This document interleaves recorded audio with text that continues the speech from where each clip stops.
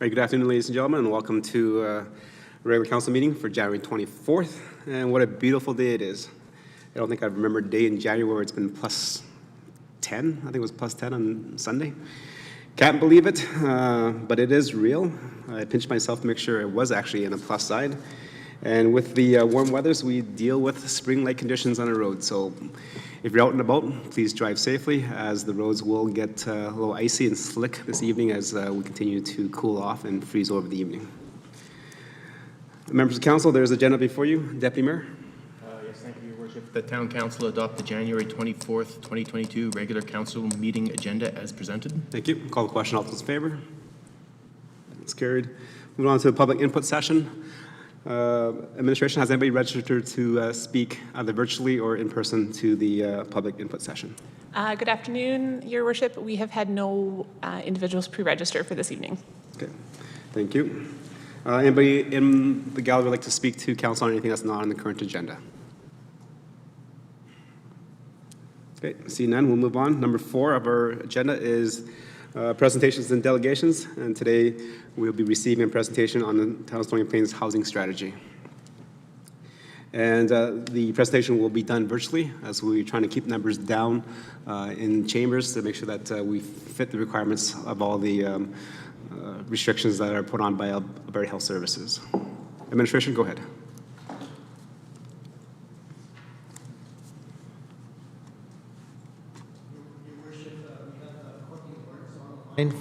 From ISL Engineering, who is the author of the housing strategy, so she will present the presentation at this time. Thank you. And welcome to Council Chambers, Courtney. Thank you. I'm happy to be here. So just bear with me. So thank you again for having me tonight. Good evening, Mayor and Council. Thank you for the opportunity to speak with you. My name is Courtney Lawrence, and I'm a community planner with ISL Engineering. Over the past 6 months, my colleagues and I have been working with the town administration to develop the town's first housing strategy. So tonight I'll be sharing a brief presentation, about 15 or 20 minutes, about the work that was completed to support the development of the housing strategy.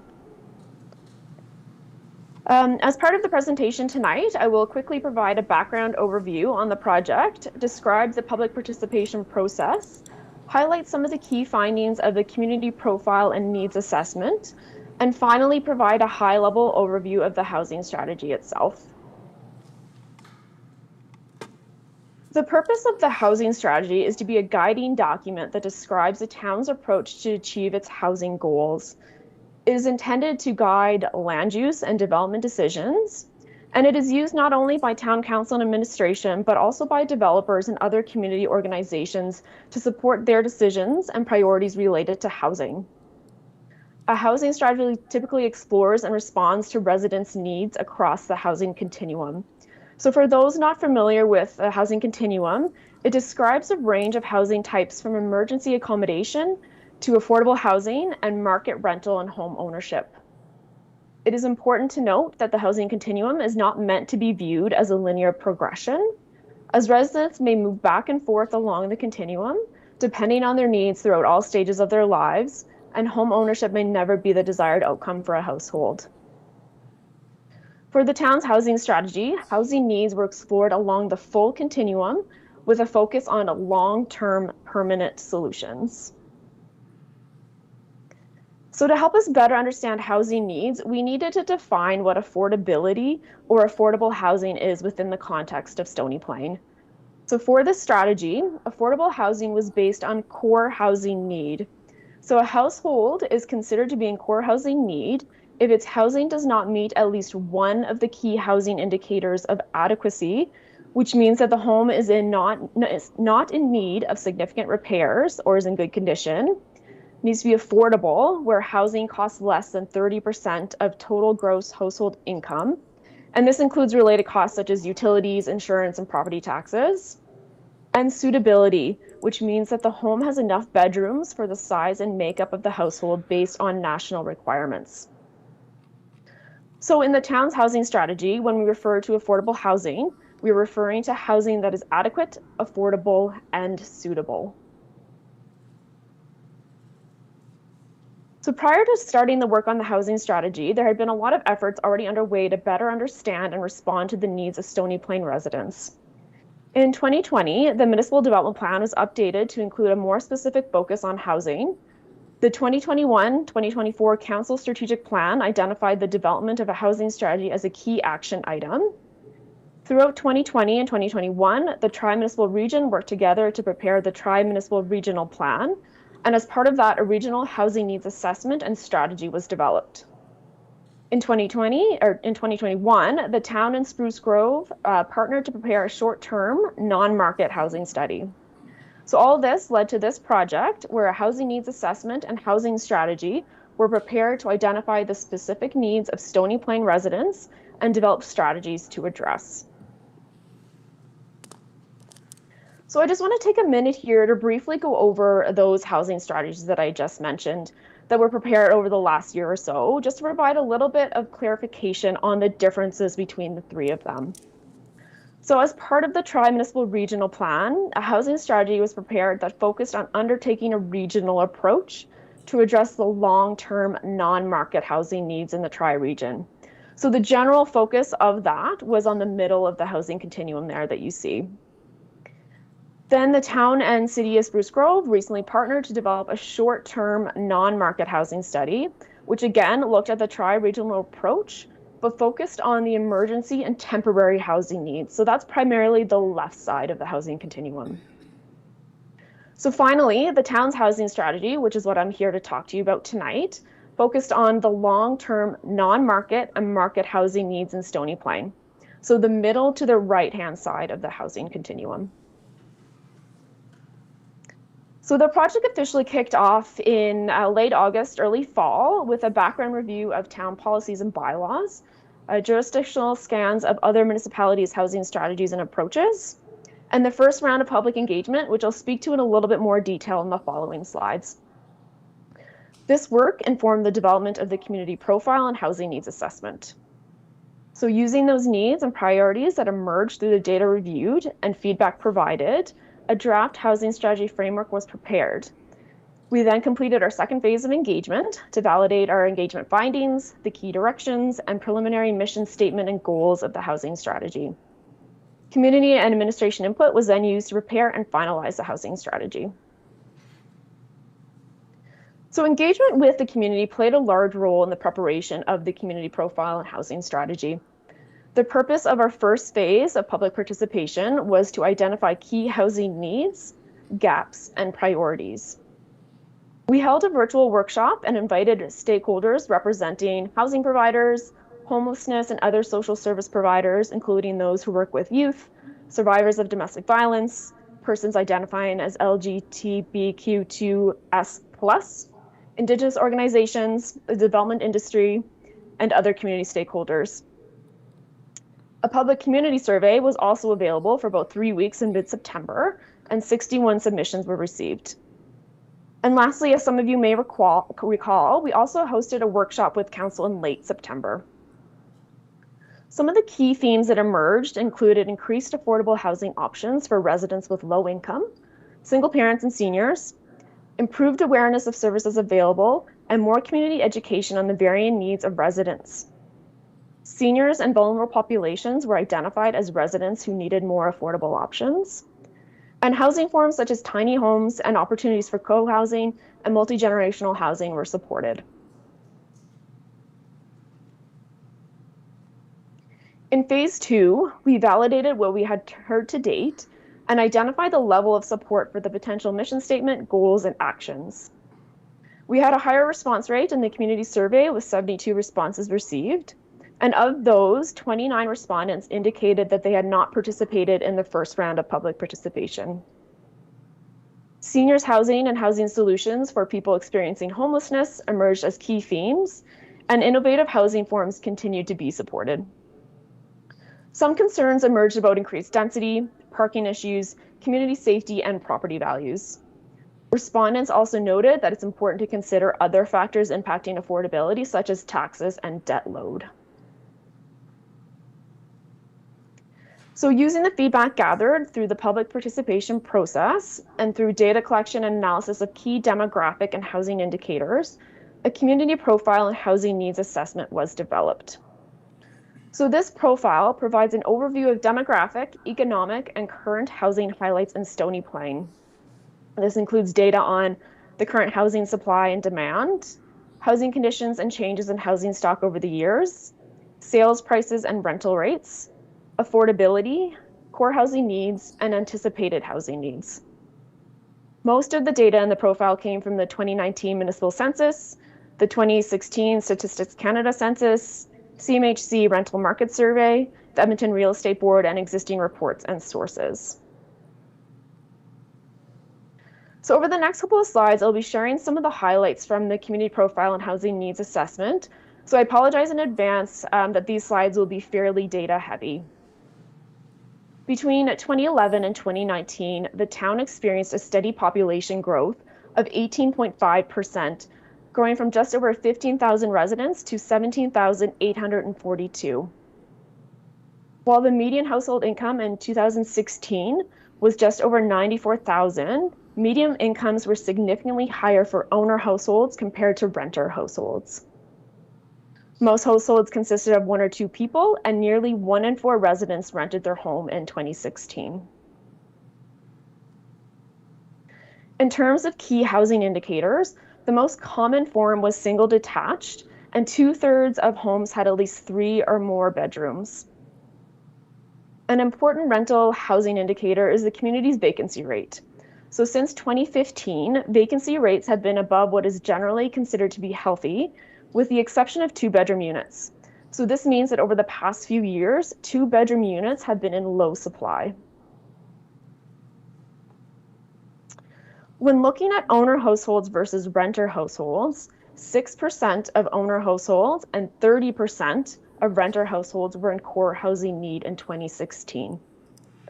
When we looked at affordability, single detached homes in town may not be affordable to all households, but condos, duplexes, and row houses are generally more affordable options for residents who are interested in ownership. And for renter households, 2 out of 5 renter households are likely only able to afford a 1-bedroom unit, which may not necessarily meet their housing needs. In order to determine future housing needs, we needed to look at how the town's population is anticipated to grow over the next several years. We used population projections prepared by Applications Management, which was used for the Tri-Municipal Regional Plan, to identify the anticipated future housing needs. A modest population growth from 2019 to 2024 is anticipated, with stronger growth anticipated between 2024 and 2029. However, it's important to note that the town's population identified in the 2019 municipal census was higher than what the population was projected to reach in 2024.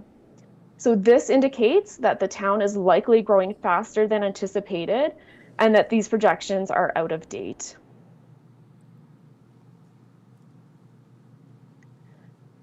Next, to determine the anticipated housing needs, we use the population projections and various assumptions based on household formation decisions and housing choices as people age.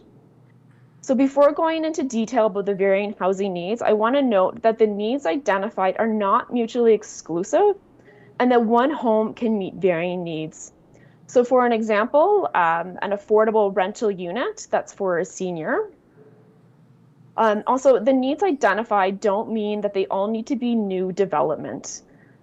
So with the 1,300 total homes needed there, it doesn't mean that all 1,300 need to be new residential units. Appropriate units are likely to be accounted for through renovations or inherit affordability as a unit ages. So we identified that by 2029, the following housing forms are anticipated to be needed. A total of 1,330 homes are needed to meet anticipated growth, and approximately 75% of those will need to be ownership units. The greatest need will be for 2-bedroom units, and an anticipated 175 affordable housing units will be needed, with approximately 60% of those targeted towards renter households. There's also a current unmet need for supportive housing of approximately 105 units, and an additional 34 supportive housing units will be required to meet growth needs.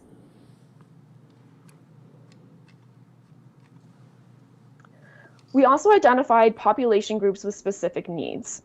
So considering the growth of residents in Stony Plain identifying as Indigenous, 165 housing units will be needed for Indigenous households. 825 units will be needed for seniors, which is reflective of an aging population. And lastly, 490 homes will be needed for families, which includes 105 homes for lone parent families. So this brings us to the housing strategy. The housing strategy was prepared to respond to the current demands and anticipated housing needs, as well as community feedback and priorities. The housing strategy is guided by a mission statement and a set of 3 goals that describes the desired result of implementing actions. Within each of the 3 goals are a set of policies that provide general guidelines on how the goals will be achieved. And then each policy includes actions that describes the steps the town and community partners are to take. Under Goal 1 of increasing the supply and diversity of affordable and supportive housing options, policies include updating and reviewing the municipal development plan and land use bylaw to better support affordable housing development, developing indicators to track housing diversity, creating resources for the land development process, and working with partners and advocating to the province for increased funding opportunities.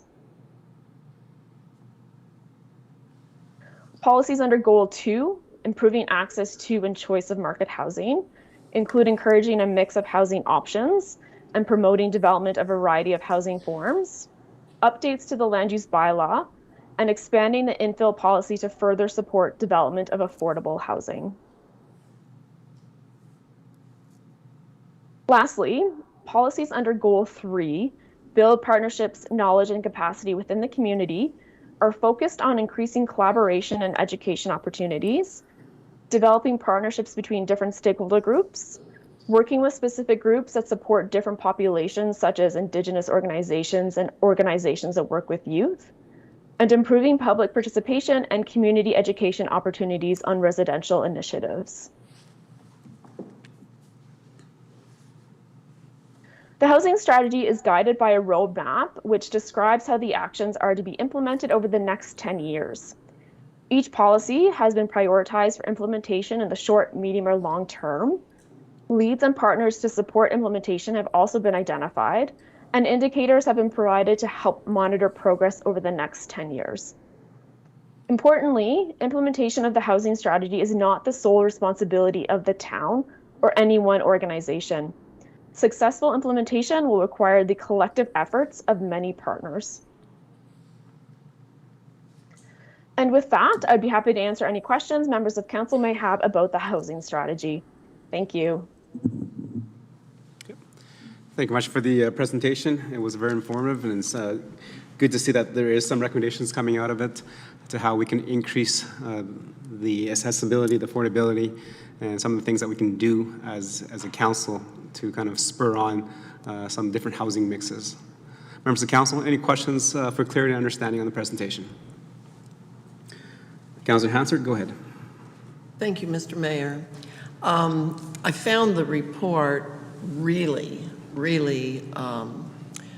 thorough. I don't know when I've actually seen a strategy come back that touched on just about everything I could think of. But then, of course, being a realtor, I am tied in quite well to housing and housing needs. The concern that I have, Mr. Mayor, is that when we talk about affordable housing, particularly in a buy-sell market, we really only have control over the very first buyer. The developers that planning and infrastructure may work with, the systems that council puts in place to get developers to build some affordable housing, if there's not a way to have an ongoing way to keep that housing affordable, the very first buyer benefits, but buyers after the first buyer do not. If you create rental housing, that can be controlled better because somebody's going to be in charge other than the buyer who may get the affordable property but sells it at a profit big enough that it is no longer affordable. We can get developers, the second thing is we can get developers to create smaller lots. But the developers go away, and then the municipality is left with everything that ensues with that property following. Such as, there's been some talk, we had some talk about zero lot line as a possible solution, and I noticed that was in the report. But zero lot line can become a big problem when the owner of the home has no way to get to their backyard. They have no way to get out of their backyard because zero lot line means you don't have a gate that reaches out on either side of your garage either. If there is a detached double garage out back, it's as wide as the house, and then the fence, and no place for people to get in or out. So you pass through the house, you walk across the small yard, you go into the garage, and you're either gonna back out or open the big door and drive out. I often wonder, we have two former firefighters on council, and I'm often wondering, because I'm unaware of zero lot line housing in Stony Plain right now, but our firefighters may have assisted in other communities where there are zero lot lines. What happens when there's a fire in a two-story home and either side of the middle home there's no way to access that building except through the front and the back? Maybe with our articulating arm fire truck, it might get better. But what happens with that? The other thing that I know that can be a problem in zero lot line housing is the exterior maintenance doesn't seem of concern at all when the building is new. But when the building is no longer new and there needs to be paint applied or new siding, how do you gain access? There's nothing that requires your neighbor to allow you to come into their yard and stand on their deck that touches your home so that you can paint the exterior of your home or replace windows. So it's not as easy a solution as some may think, and yet that is something that many people think is an answer. I'm also a little bit concerned that the idea that affordable housing means that we don't have, people don't spend more than 30% of their income on a house. But I'm aware of many people who spend far more than that. When they go to get qualified for a mortgage, they have to show above 40%. So that suggests to me that they've got means of beyond 40% because it's going to take 40% to provide for your house, if you own the building, taxes, insurance, utilities, maintenance, and repairs. Very, very many people are spending 45, 46, 49, 50% of their income on houses. So that makes me, even as a realtor, I mean, my income as a realtor is from selling homes. I don't do property management for rental, but I often tell my buyers, this is going to be really tight for you. You would be better off to rent and let someone else worry about all those other things, even if the rent is a little bit higher. And then we get into the areas where you're talking about. The greatest example that I know of is Habitat for Humanity, who actually has home ownership of their units. Now, their old plan years ago, a person was only allowed to stay in the home 10 years and then they had to get out. Well, many people don't have their feet on the ground in 10 years. And as your income rises a little bit, they raise the rent. So you don't really ever get ahead, but after 10 years, you had to move. Habitat doesn't work that way anymore. They take your principal, interest, and insurance, and you never see a penny of the insurance and the interest back, but you get your principal goes into a savings account that comes back to you. And I'm aware of someone who's related to me who was able in 7 years to accumulate $50,000 because she took good care of her property. She received $50,000 when she vacated and used that to buy another home. Now you're into affordable housing. Now you get ahead. Now there's no increase in payments to live there, but you actually have ownership of that unit.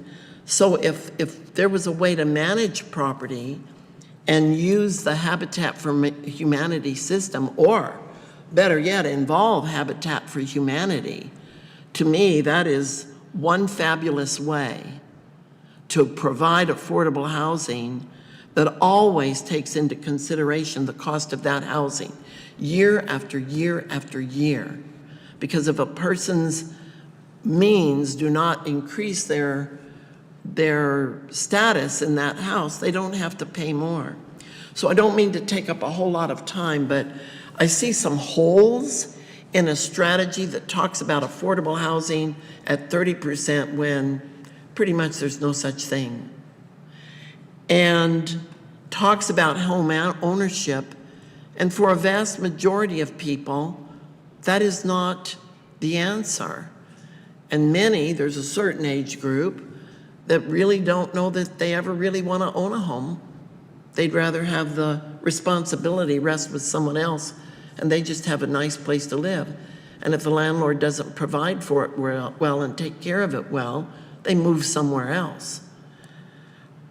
And now I'm not talking about people who are homeless or any of those things. I can't grab everybody in my thought process. I thought it was amazing that this company grabbed so many facets of housing, but I'm not convinced that home ownership is all that for many, many people in our communities. And I'm beyond unconvinced that zero lot lines are the answer. I'm quite intrigued by the several references in the report about tiny homes. I have those requested of me. Hardly a month goes by that I don't get 3 or 4 requests for tiny homes, particularly for emerging seniors and seniors, or people just starting out their lives. So I so appreciated seeing so many wonderful ideas in the report, but it felt to me like there needed to be more work, or zeroing in on some things and tackling what we can, rather than this massive effort to try to grab it all and have answers to everything. Because I think that is monumental in its approach. But I'm very happy to see it all in one report. I will probably cherish these documents for a long time to come. And I actually found that I went back and reread pieces of it because I thought, well, I haven't thought of that. So I learned some things, and I certainly saw some red flags go up. And I'm hoping that some of my colleagues on council also perhaps see some, I don't want to say flaws, but red flags around an approach that thinks we're going to be able to provide housing for everybody. It's really not the answer for everybody. That's all I'll say for right now, Mr. Mayor. Okay, thank you for your comments, Councilor Hanson. Again, I remind members of council, this is not a debate with the presenter. It is to ask questions of clarity and understanding. As you mentioned, Councilor Hansard, they do try to address a lot of issues, and that's why there's 3 recommendations coming forward. One is to increase the amount of supply, which means build more houses. Then people that want to buy or rent That's the opportunity. To increase access to different housing models, which we have done as a council to increase and allow different building pockets in different lots in different areas. And the third bullet was to build partnerships, expand the knowledge and capacity within a region. So, as you mentioned, Habitat for Humanity, right? That's building a relationship. Building up with the Meridian Housing Foundation is another relationship building. So those are the three key areas that I think this presentation is focusing on. It's not about the little things there, because I know as a council we can't do everything, and everything costs a lot of money. So these are just recommendations that we can look at as a council and as a community, and from there, council will pick those initiatives that we can see accomplished within the next couple of years. And as mentioned, this is a 10-year project, so it's not going to happen. Thank you. Councillor Laurie, please. Thank you, Your Worship. And before I get into my question, I just want to provide some clarity. There's a term, zero lot line, that is sometimes perceived as a big bad wolf. In reality is, there's a lot to understand about zero lot line. The definition in the report that we received is zero lot line development is a type of development that allows a home to be built up to the lot line with no setback requirements. What's a duplex? Half of the duplex is built directly up to the lot line. What's a row house? A townhome. All of those are zero lot line. They have no setback from one or more of the property lines. It's also the way that a zero lot line is developed. So if the setback is 2 feet from either side of the property line, on a zero lot line, what you can do is you can now move that house over to the lot line to actually create a 4-foot setback to one side of the lot. So there's a lot of confusion about zero lot line and what zero lot line means and how zero lot line looks and what we will and will not allow. But the reality is we have to open our minds to that. You speak as former member of the fire department. We've dealt with fires in row houses in the town of Stony Plain. The sandstone row housing units is a perfect example where I believe there's been several. And yes, we have appropriate apparatus to deal with that. You talk about risk, it's more some of the modern construction materials that are being used that are the risk, let alone the distance a building is from one another. So before we go down the road of forgetting about an option that's been explored, I think the option needs to be understood. So I look forward to further conversations on that. The question that I have to the presenter, again, thank you very much for the presentation. It was very thorough, it was very detailed, I appreciated it. But you mentioned directly in your report that the 2019 projections and the 2024 projections for the population of the town of Stony Plain, by our municipal census done in 2019, we already exceeded that projected growth by 2024. In 16 days' time, we have the 2021 federal census data coming out. Will there be an amendment done to this report with that new data? Because essentially, this report is 4 years behind when I read it. And within a matter of weeks, we are going to have data that will allow this report to be current. So will that data that is coming out very shortly, will there be an amendment document or will there be a rewrite of this report done to reflect that new data? Okay. Thank you. Courtney? Thank you for the question. Through your worship to Councillor Laurie. So one thing I just want to highlight, absolutely, the data is out of date, and that's just what we have to deal with when we do these types of reports. We have to rely significantly on other data that's available. So a lot of Statistics Canada census data is 2016, and the last one was done in 2021. But of course, when this project was initiated in late 2021, that data wasn't available. But what I would like to highlight is that this is the town's first strategy, and this is the first set of anticipated projections and housing needs. So while it is out of date or will be out of date soon as new data becomes available, it does set that baseline. So that's something important to keep in mind and not lose sight of, that the town now has a baseline. And one part of this, to get to your question about will it be updated or amended, one part of this is making sure the strategy is monitored and tracked. So I can't speak to the timing of updates and amendments, and I would ask Miles to add to that if he has further comments.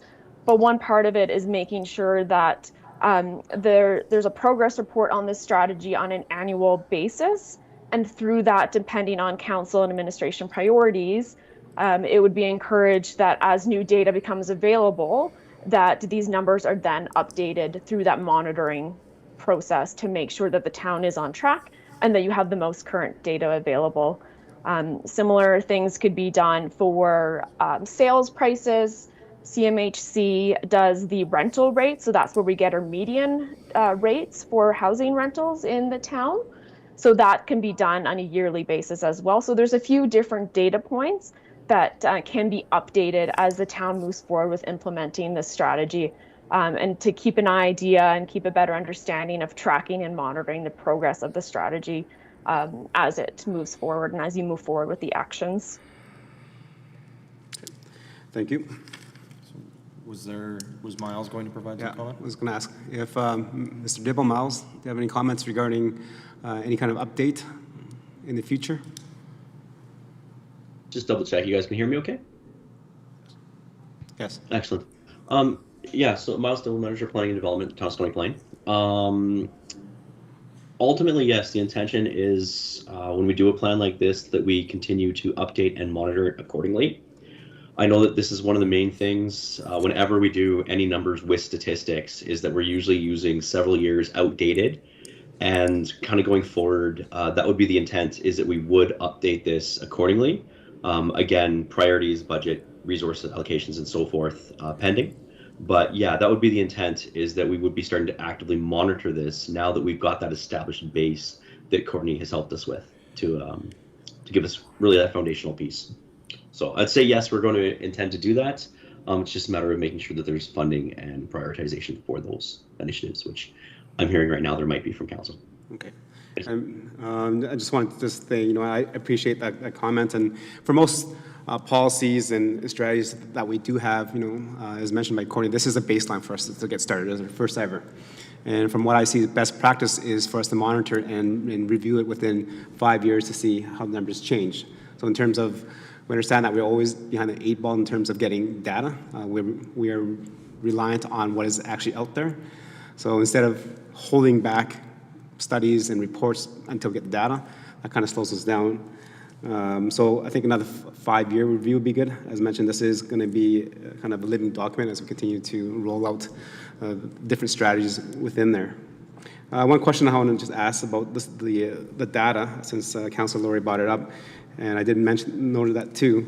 We know that the data is going to come up, the new census and all that, the new stuff that the federal government did. At what percentage change would it make this strategy obsolete? For example, the study was based on certain numbers that was highlighted here. What if the study comes back, what if the census comes back and we have 25,000 people in the town of Stony Plain? Does that make the strategy still accurate and we can still follow it, or does that make it obsolete because we had such a huge jump in population? Yes, thank you for your question, Your Worship. I wouldn't necessarily say it would make the strategy obsolete, because we do know that there is a need for housing and that there is a need for affordable housing, accessible housing. I think what it would come down to is that there may be an increased need.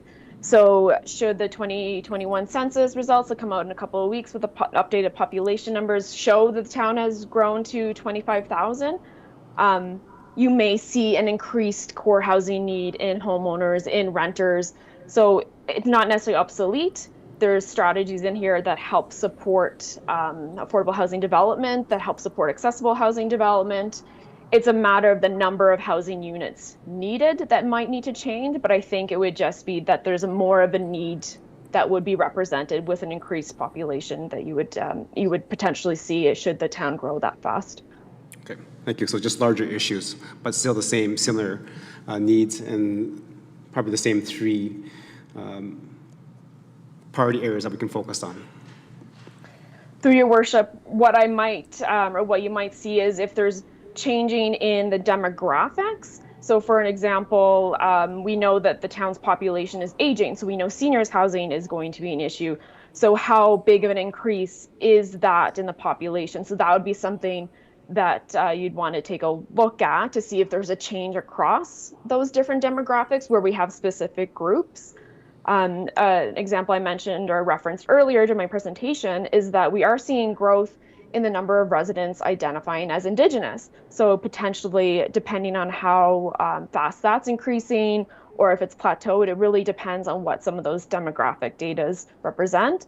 But yes, like you mentioned, you are still trying to achieve those 3 key goals, and how those are done and the number of units needed might vary a little bit based on those demographic numbers. Okay, thank you. Councilor Lowry? Thank you, Your Worship. And to follow on with my comments, in respect to what you've mentioned about, following up again in 5 years, I think the challenge that I see with this is we are 5 years behind. If we were 2.5 years into a census and 2.5 years from the next census, we're only 2.5 years behind, and in 2.5 years, we're going to get more accurate data to start the review and the adjustment on this. When I look on page 49, of our package, which is page 17 of the housing strategy, if I look at 2029, it's showing our population at 19,773. If you look at the town's most recent projection that we put out, we're at 18,900 and change. So the town's own most recent projection is almost at our 2029 projection in this report. So if the federal census comes out and shows us at 19,773 people as of 2021, I then encourage you to scroll down 2 pages to page number 51. These are our anticipated needs by 2029, which by our current growth from the last municipal census and our projected growth based on that data, the information on this page is what we need today, not 7 years from now. That to me is a huge, huge concern when in 16 days we have population numbers and dwelling numbers, and in a little over 70 days we have dwelling type coming out from the federal census data. In addition to that, when I look at these numbers, for instance, I look at 825 senior housing units. Well, since 2016, what have been some of our primary high-density developments in the town of Stony Plain? We've got the 3 Robbins building. We've got the Folkestone building. When we talk about 2-bedroom unit need, we've got the Entro apartments. That was a massive high-density unit. I am severely concerned that the numbers in this report are not truly reflective of the current position of the town of Stony Plain. And within a very short period of time, we have the data that will allow us to make the projections and the adjustments to this work. This work is great work. It's just outdated, severely outdated. And when we talk about strategic planning and moving forward and what priorities should be at the top of the list, if we take the priorities from data from 5 years ago that we've already been working to address, well, now are we overbuilding on one category and underserving another category? Because the report tells us that's still a priority area, when in the reality over the last several years, we have been working on that. So I strongly encourage our council and our administration to consider the options on how we go about taking the data that's going to be available to us within the next short period of time and creating an amendment or an addendum to this report to reflect that data. Okay. Thanks for your comments, Councilor. And again, I would agree that the data is a little bit out of date because we started this project about 2 years ago, and it takes that amount of time to complete it.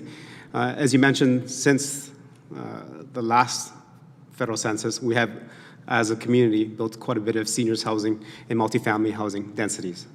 So that is up to us as members of council when we look at things like that, is to then focus on the other areas. It's not, this strategy and policy is not built so that we just follow it step by step. It's a gambit of things. This is what you need. We can, as a council, we can celebrate one side or another side. I don't think we've addressed indigenous housing in our community. Maybe that is something that we need to focus on, right? Because it is listed here as a priority. And we know as a council and as a community, we have not yet put focus on that. So it's not do all these things. It's here's what we think we're missing. Take a look at it. Here's some suggestions that we need. It doesn't matter if we grow by 30,000 the census, or only 10,000 the census, or only 1,000 the census. The three priorities are the same. It's to increase supply, improve the scope of access, and build partnerships. It doesn't matter what size of our community is. All three of those are still valid. Okay. Before I go to the next question, again, members of council, I'd like to remind you, this is a presentation. We're asking questions for clarity and understanding of how the report came back. We're not here to debate amongst ourselves about zero lot lines and access and all that stuff. Just ask questions of clarity to understand how this report came back. As you can see in our agenda, we'll be accepting this for information, and after that it's been accepted for information, then all the policies to change the land use bylaws, to look at incentives, that will come back to council for us to debate, argue, and decide what's the best direction for this community. Councilor Pletchko. Thank you, Your Worship. And thinking about what you just said, I think we just heard a debate from three different people, including yourself, which is somewhat disappointing because we are supposed to be here for clarity and understanding. So I'm going to go to clarity and understanding. So we have three goals in here. And I'm wondering why in the goals, for some clarity, we did not include provincial and federal governments. Why has that been left out? I get it's later on in the report, but in our three strategic goals, why are they not part of that strategy? And why has it been downloaded to the municipality and the developer to begin with? Thank you for that question. Through your worship to Councillor Pletchko. Yes, it wasn't explicitly included in the goals per se, as those are meant to be a little bit higher level overarching, but within several of the policies, we've identified places where the municipality can work with partners, with organizations to promote, encourage, and seek opportunities for additional provincial and federal funding. A couple of the policies also speak to advocacy as well, so working with the province and the federal government to increase funding opportunities, to increase rental assistance. So it's not necessarily downloaded on the municipality to do everything related to rental housing, but work with or advocate with or on behalf of other community organizations or partners for increased funding to support those organizations to provide some of those incentives and additional assistance to renting or to building new affordable housing units. Okay. Thank you. Anything else, Councilor Pletchko? So I want to go one bit further. This will be directed to Miles, I guess, from our organization. As I read through this is a conglomeration of reports that we have had through our community for a long time. And as I read through it, it helped to put everything together, so I really appreciate how the report come together. However, I'm just wondering, why is it that we see it this soon into council? And I'll go back to Councillor Laurie's comment, but I'm going to take it one step further. Why did it come to council prior to a report that's going to be out within the next 30 days, where we could have included all of the statistical data? Miles? Yeah, through your worship to Councillor Pletchko. Whenever we're doing plans like this, they're always going to be stale the date that they're done, if you would. This is a fairly standard, I've been with the town for about 10 years now. Typically, whenever we're doing something, we're using 4-5-year-old data. It's fairly common because we're using the StatsCan data. And as is occurring right now, data from over a year ago that was collected is only being released almost a year after it is being collected. That delay is very typical on these sort of plans. So I'm not too worried about it. I know a lot of the conversation and the questions for clarity here have kind of talked about this, but I just wanted to emphasize some of the stuff that Courtney said, that this is really establishing the baseline for this plan. It has shown us, based on somewhat dated information, that these are the areas that need to be focused on and worked on if we are to prioritize housing in certain regards. And that really, in terms of that timing, one of the reasons why we've layered this with, 10 years out, 20 years out, and so forth, is to show, as we get more information, we can accelerate or deaccelerate some of these needs. And evidently, I think from what's been discussed here, the assumption here is that we're going to have higher numbers, or we already know that we have higher population numbers, which truly just shows that some of these needs are more apparent now, and they're not, say, 10 years off. They're a couple years out, or they're already immediate. So I want to kind of provide that overarching. And if there's if I missed part of what you were truly getting at, please ask away on that note. Thank you. Yes, thank you, Miles. I think you did miss my point. We're so close to that data, and I understand, and I completely understand what you're saying. We're so close to that data being there. This report could have waited 2, maybe 3 weeks and included that statistical stuff that will bring us up to date, even though it's a year old. We're still talking 5 years of what we've done, and I'm just wondering how we can move forward on the next type of project that we do, so that we don't end up in a situation where we're days away from actually having data. I'll go back to something Councilor Laurie said, and again, it brings me to the point where I'm wondering why this just couldn't have waited the 2 or 3 weeks. And we may see something that needs to shift totally in those 2 or 3 weeks. We talked about 17,000 people. We're almost 18,000 people in our belief, and we could be at 25,000. So maybe that 825 homes that we need for seniors might be 1,625. So I'm just wondering how we get to the next step, because I appreciate where you're at, and I understand that we're always working with a bit old data, but when we're that close to having the data, I wonder why we would not have waited that tiny bit. Your Worship, if I can provide some comment there. And certainly, when this was brought forward to the senior leadership team, we had questions about the timing of the data and what, is it accurate? Does it affect things? And, so on and so forth. Similar to the questions and concerns Council are bringing up here.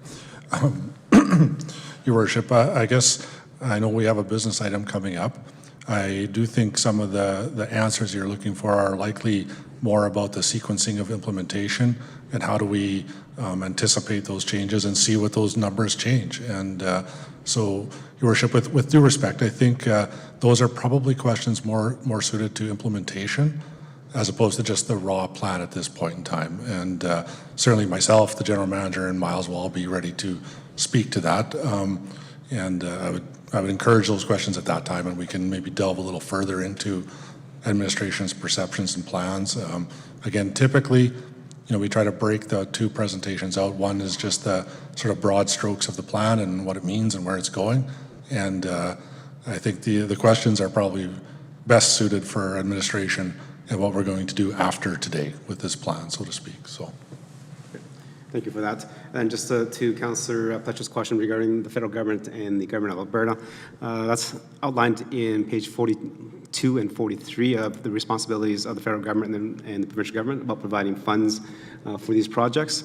And then on 43 it says our role is to advocate. So that, and this is the Town of Stony Plain housing strategy. It's not the province of Alberta housing strategy, or not the province, the country of Canada's housing strategy. Is the Town of Stony Plain. So this is what we can do, and I think that's why it wasn't highlighted there as they need to do this, they need to do this. This is what we need to do. So my question was other than advocate. Yes, and that's what our role is to advocate. Okay, members of council, any other questions for clarity and understanding? Deputy Mayor, go ahead. Thank you, Your Worship, and I have 3 questions. The first 2 are probably could be answered quite briefly. Just in regards to page 39 and the housing, I should also mention, thank you, Courtney, for the report. It was very informative. But just on regards to the housing continuum, you state that we're focusing on the right-hand side. I'm just curious if you could expand on why we're not touching on the short-term emergency and transitioning housing end of things. So that would be my first question. Sure. Thank you. Thank you. Through your worship to Councillor Meyer. So the point of this strategy itself was that long-term side of things. The town and city of Spruce Grove partnered recently to prepare a short-term non-market housing strategy that looks at that side of the housing continuum. So that is something, that's another piece of work that's also been just recently wrapped up as well. Okay, thank you.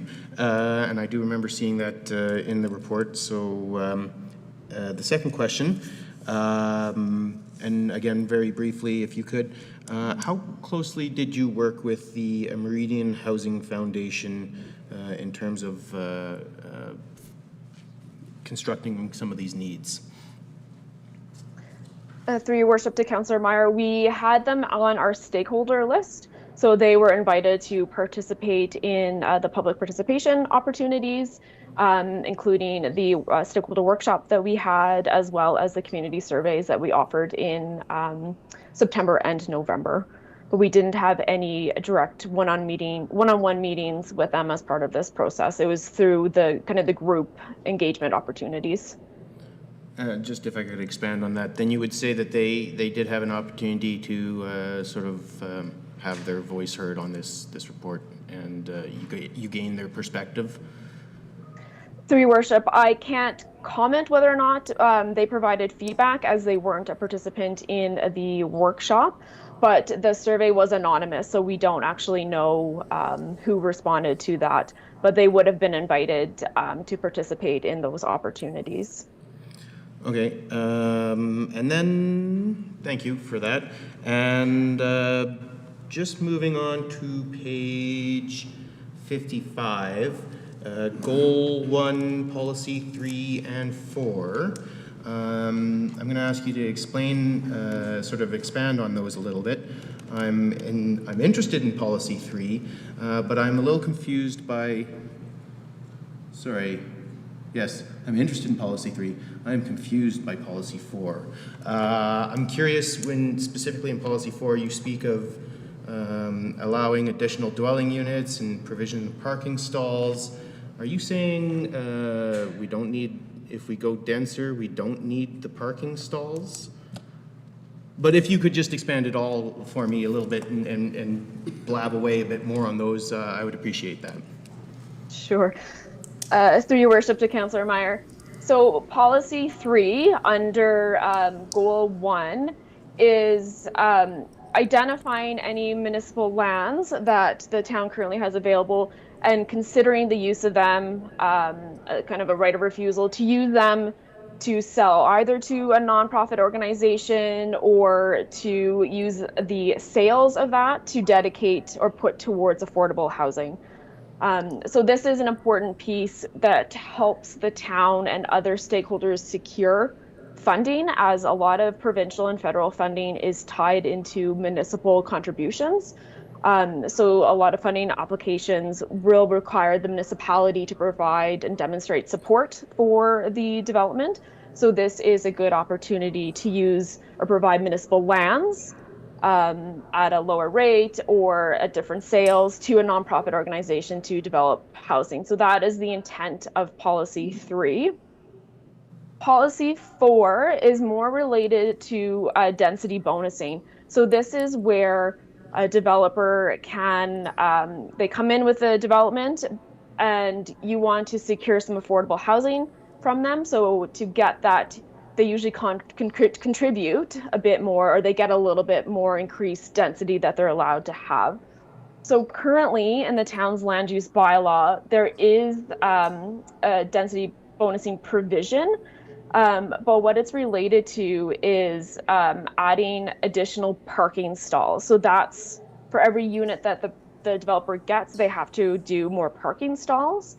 But where the value is gained is when you connect that to affordable housing. So if they want to add more units, then they need to provide affordable housing units as part of that. So that's where that density bonusing piece is coming in. It's not the parking example was just to show what's currently in the town's land use bylaw. It's not meant to say that parking also has to be included with the affordable housing units. We're trying to focus more on the affordable housing side of things. Okay, and just, if I can just sort of repeat back. So policy 3 would be sort of, to my fellow councillor answered, sort of when she speaks of the Habitat for Humanity would be sort of an example of that? Okay. Yes. Perfect, thank you. Thank you. And also mentioned by the presenter, if we have excess land, the town can sell that and use those funds to support subsidized rents or housing as well. So that's also different, another perspective of doing that as well. Members of Council, any other questions for clarity and understanding? Councillor Hanser, go ahead. Mr. Mayor, I have a couple of quick fire questions, not debate. I'd like to ask our town manager, if we sell municipal land, Mr. Golden, are we not required to sell at fair market value? We can't sell under market value. Is that true or false? Thank you, Councillor Hansard. So, Your Worship, through to Councillor Hansard, there's kind of two things to bear in mind there. The town cannot sell below market value without advertising the sale. So typically the town will, if there's developments or so on and so forth, if it's at fair market value, the town is allowed to enter those sale agreements as is, so to speak. If the town at any point wants to sell below market value, there's advertising and a couple other steps that have to be completed in order to stay within the confines of the MGA. That's the short answer. Okay, second rapid fire question. Mr. Mayor, there was something in the report that was written up about taking land that was designated for a school that maybe isn't being built and switching that over to create housing of an affordable nature. When a developer wants to create a subdivision and they pay for the area structure plan and all of that, do they give land from that to the town for a future school? Or do we purchase that? Or does the school division purchase that land to create a school? Thank you, Your Worship. I may defer this one to Miles, our manager of planning, who generally will have probably a more clear answer on that specifically. There's a fair amount to it, so if I can just pass that along to our manager of planning to speak to. Thank you, Town Manager. Through Your Worship to Councillor Hansard, when greenfield land is being developed, the MGA requires 10% of that land to be dedicated to the town as municipal reserve. Now, out of that 10% includes any school reserve that would be necessary based on our school boards and the community's needs. Now, something that kind of confuses us a little bit is that that's only been in effect in the recent number of decades. So, for example, some of the land that the town has and that the school boards have in and around the arena is land that was dedicated long before these provisions and is owned outright by either the town or the school boards. So what I'm saying does not necessarily apply to everything, especially historic areas, but in new communities like South Creek, West Terra, the Brickyard, Tussock Area Structure Plan, I know, which was recent for council in the last couple of years. In those areas, yes, 10% of the land gets dedicated as municipal reserve, but it may also be dedicated if it's specifically for a school. Might be school reserve or municipal school reserve. There's a few different types of reserves, but we get that free. We don't pay for it outright. Now, there are some new types of things like conservation reserve, which brings an element of actually paying for the land, but it's in and above that 10%. So again, I'll emphasize 10% of the land is dedicated free and clear as municipal reserve by a developer for greenfield sites. Okay. If you have any additional questions, please let me know. Thank you. Okay, thank you. Then a follow-up to that, Mr. Mayor. If we require one developer to provide 10% of their land as a contribution back to the municipality as municipal reserve, do we have a right to then sell it to another developer so that they can create some or all affordable housing on that land? And I imagine there has to be a rezoning, but I'm just wondering if that strikes anybody as sounding fair to the original developer, or does that developer lose all ownership and all say over that 10% once it's contributed to the town? So in the future, if we're not going to put a school there, and it's not going to be a church there or something like that, it can actually be handed over to another developer who may profit quite well off of it. Through your worship to Councillor Hansard, as a follow-up on that, once we get the land, it is up for us to use it as we see fit. Now, typically, it's going to be dedicated under an area structure plan that's going to set aside the intent for that land, typically for recreation purposes or school purposes. Now, what you have typically maybe heard more in places like Edmonton or Calgary is 30, 40 years goes by, there's surplus land around schools or school closures take place. And it's generally in those parameters that there's processes outlined in the MGA or the Municipal Government Act that allow a municipality to redesignate those lands from municipal reserve to community service reserve. And one of those uses, when the land is rededicated or changed in terms of its designation, is to allow affordable housing as an option for those. Things like fire halls, there's a few other different uses that can be used for that. But it is a process that typically happens with surplus municipal reserve as opposed to freshly dedicated municipal reserve. So again, there are additional processes that would take place to allow that, and it is possible, but it's not very common until the land has already been used and kind of assessed over decades of time. Okay. Thank you. And last question.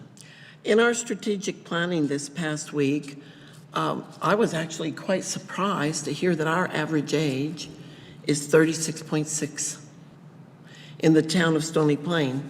I might be wrong, but that struck me as younger than it used to be. So are we aging as a community, or are we growing younger because of the influx of younger people coming to our community? Could we get clarification on that?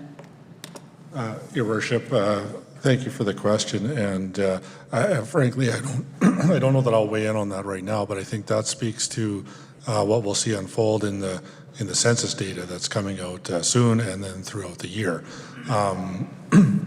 Again, we talked a fair amount about some of the stats and some of the numbers and whatnot, and I think that is something where probably all of us, anybody in public policy is looking forward to those stats releases. Because they're, essentially in, I would say in our country, in Canada, Stats Canada is, very verified, and their numbers are taken as solid, and the comparison then will be from the 2021 to the 2016, and I think that's an answer that can come within the next few weeks, few months, I would say as definitively as possible.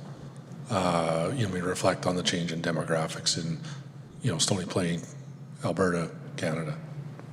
Thank you. Thank you. Councillor Anderson? Thank you, Mr. Mayor. I want to thank you for your report. Extremely comprehensive. I've learned a ton over the last few days as we've had the chance to look through this. My question today, I've looked at the future housing needs table that you've provided. There's a list of specific populations there broken down into Indigenous families, seniors, couples with children, etc. The one number that I haven't been able to find that's of particular interest to me is specific to youth.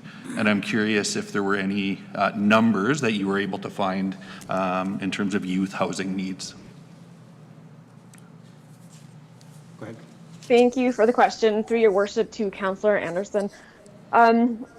We we didn't necessarily project the anticipated housing needs for youth. So the way that the housing needs are projected, and I'll go a little bit probably too much detail into the assumptions, but we look at what we call household formation rates. So using historic data and demographic trends, we look at the age of when a household is formed and essentially the head of household and how old they are. And then using those aging demographics, we identify what their typical choices are and decisions are related to housing and housing needs. And then we use that to project as the population ages, where people are sitting in these age cohorts, what decisions they're making about renting, forming households, things like that.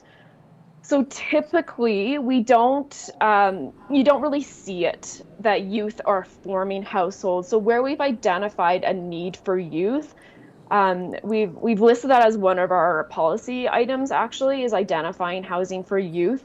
But this is more specifically related to youth aging out of care and younger folks who are maybe not necessarily living independently or living independently for the first time.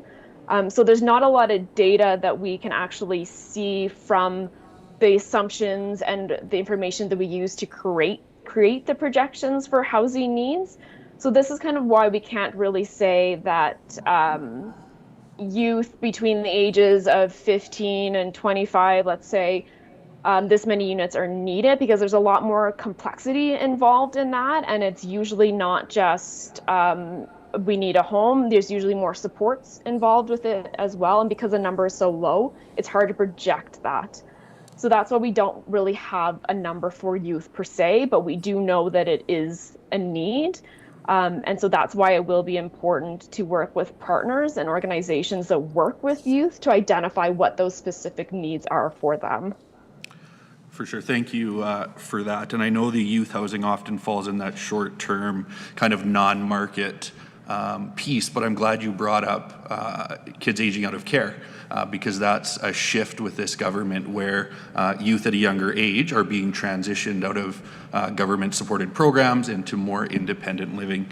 And so I guess just as a comment maybe for us to consider as council, is that's a piece that I think we need to look at, because those are youth that are looking for more permanent housing at that point. You know, although there may be some barriers and other things going on, you know, they are looking to establish themselves. And once they're out of care, you know, those short-term non-market housing options aren't necessarily available to them in the same capacity. So it's something for us to consider. Thank you so much. Ms. Councilor, is there any other questions for clear understanding? Councillor Loynes, go ahead. Thank you, Your Worship. Courtney, I was just curious, on page 149, it's in the final engagement summary, it's actually page 4 there. I was kind of shocked to see that 39% of the 61 people that responded indicated that they don't strongly disagree with the fact that housing is affordable on Stony Plain. Is that in comparison to that 30% we were talking about earlier of what you guys are projecting to be considered affordable? Through your worship to Councillor Lyons, so this engagement result is based on perspective only. So this is based on what people think affordable is to them. So you can't really cross-reference the two data points. So residents, when they're filling in the survey, they're not necessarily thinking, am I spending more than 30% of my income on this? They're just in broad sense if they think it's affordable or not. So we can't actually compare those two pieces of information. Okay, thank you. Thank you. Any other questions for clear understanding? Okay. See none. Thank you much for your presentation. That was very informative, and I appreciated that it got a lot of organizations and had a lot of input from the other studies that we've done as a community, so it allows us to take a good look at the things that are needed. I definitely like the 3 goals that are presented for council. Again, this is the town Stony Plain strategy that has some definite kind of goals that this council and this community can make in terms of affordable housing in our community. Thank you. Great, thank you so much. Members of council, moving on with the agenda is number 5, which is statutory public hearings. We don't have any today, so we'll move on to number 6, which is adoption of the RCM minutes of January 10th. Councilor Anderson, please. I move that or council accepts the January 10th regular council meeting minutes. Okay. Thank you. Any errors or omissions on the minutes? See none, I'll call question. All those in favor? And that is carried. Moving on. There are no boards and committee minutes for us to review. There are no bylaws. So the time is 6:15. So before we go into business items, let's take a 10-minute recess and then we'll come back. Thank you.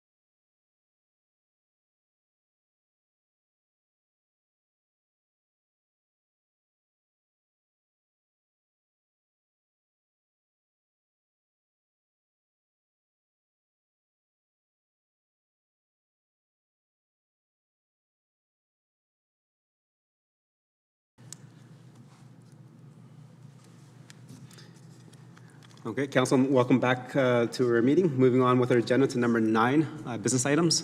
Looking at 9.1, which is the housing strategy that we just got a presentation on earlier today. Moving on to Councilor Loynes for the motion, please. The Town Council accepts the Town of Stony Plain Housing Strategy for information. Okay, thank you. Administration, anything else to say and present? Yes, Your Worship. Thank you for the opportunity. I think the staff probably will want to add a little bit too, but I thought just based on a couple of the questions earlier that I would provide some comment overall, so to speak, on the housing strategy. So I guess to begin, certainly, Your Worship and the rest of Council, I mean, the questions, the comments are most appreciated. Again, in my own personal experience in the sector, so to speak, housing policy is a fairly broad and challenging policy area, policy sphere. There's a lot that goes into it. There is different perspectives as to, I think the consultant even noticed or noted, affordable. We will all have a different perspective on that, and there will be a defined definition of affordable and so on and so forth. So, I mean, that's one thing I wanted to mention, that what's in front of council is one of the more challenging policy files that any council in a growing community, or any community for that matter, will have in front of them. So I wanted to acknowledge that.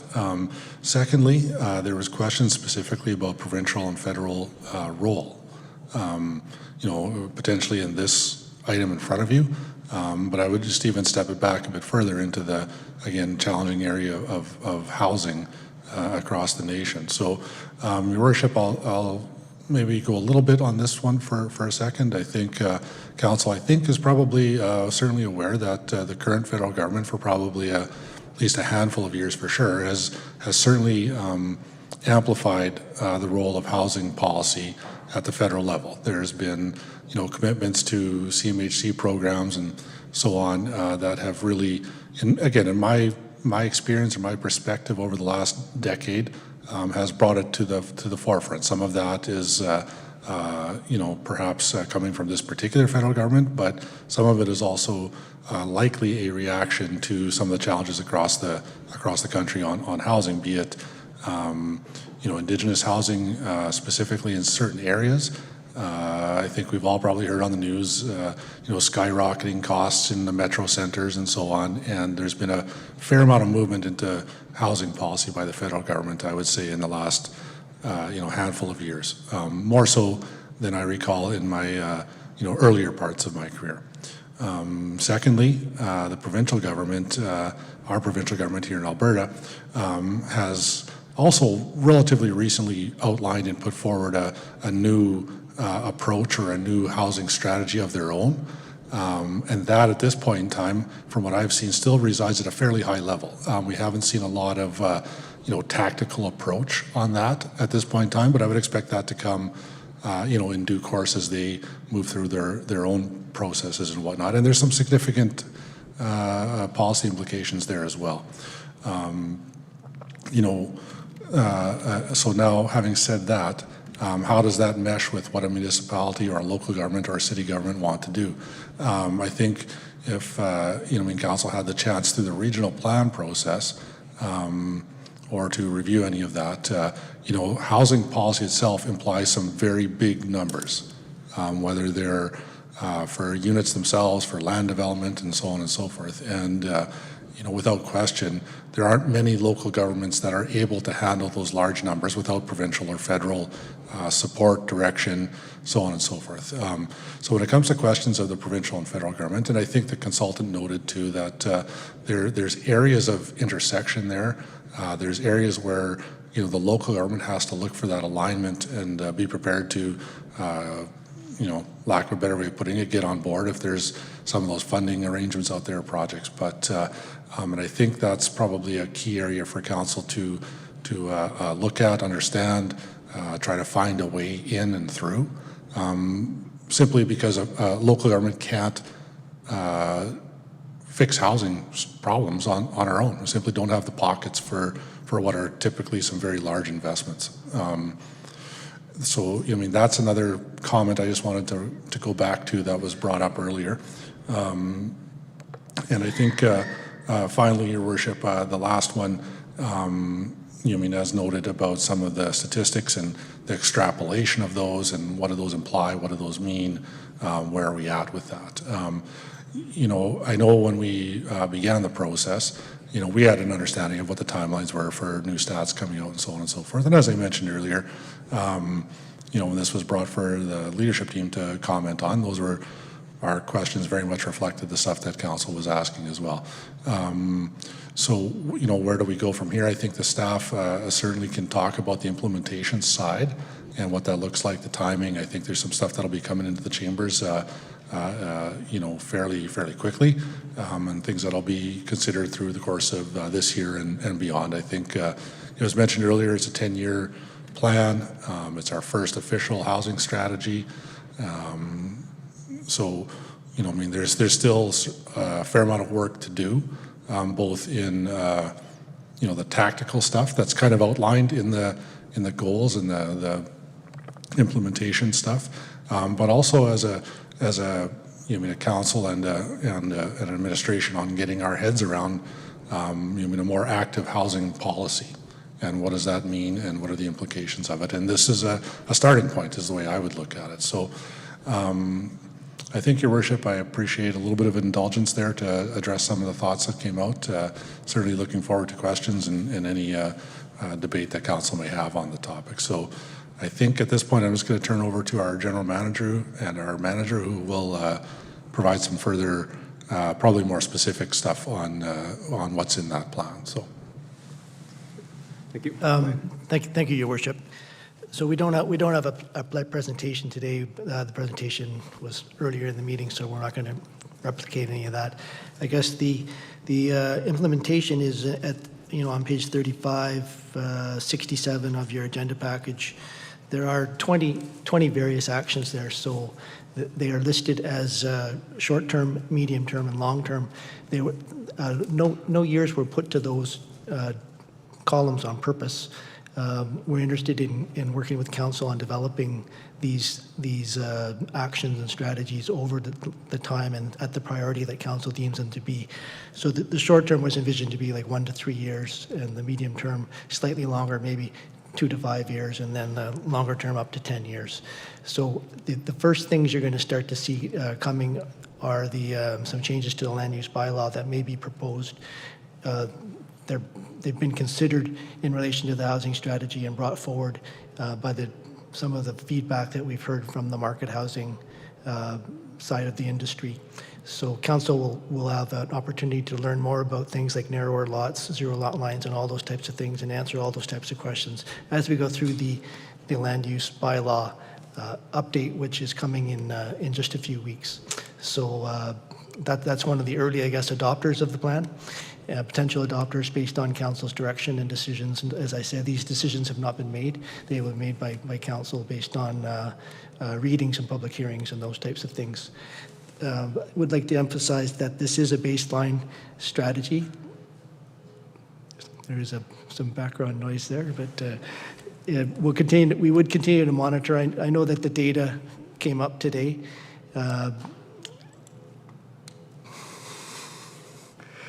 It isn't, but basically we do know this is a needs analysis, that there are gaps and that we have to start somewhere. And so this is a good starting point from which the town to grow and advance in a thoughtful manner based on strategies and priorities, which we would look to implement in the corporate plans that come in the coming years beyond 2022. So I'll leave it at that, and I guess Mr. Dibble and myself will be prepared to answer any questions you may have on the strategy of a more implementation stage, not the technical aspects of the work that ISL did. But we would attempt to answer all questions. Thank you. Just in terms of the strategy, and you're saying that there's things that administration will bring back. Is there a certain time frame when that will happen, within the next quarter, next year, or 2 years from now? So the land use bylaw is coming in February. In November? February. February, okay. Okay. So supply, February. Okay, thank you. Members of council, any questions, comments regarding the motion? Councilor Laurie? Thank you, Your Worship. While I think the report we have is a great report, and it does speak to many things that have been identified in our community as needs, I think we're missing a huge opportunity to make sure that this is as current as possible so we can advocate as best as possible. It's been mentioned this is a 10-year plan, but it's a 10-year plan that we're starting with data that is 5 years old. And understanding data cannot be current at all times, but we have an opportunity right now where this data can be current, where we can look at the starting gate for this plan for the next 10 years as today, rather than looking at the starting point of this plan 5 years ago. So I do have an amending motion that I would like to make. It's in addition to the motion to accept as information, because I do believe it is important that we accept this report for information, but I would like some directed follow-up to administration.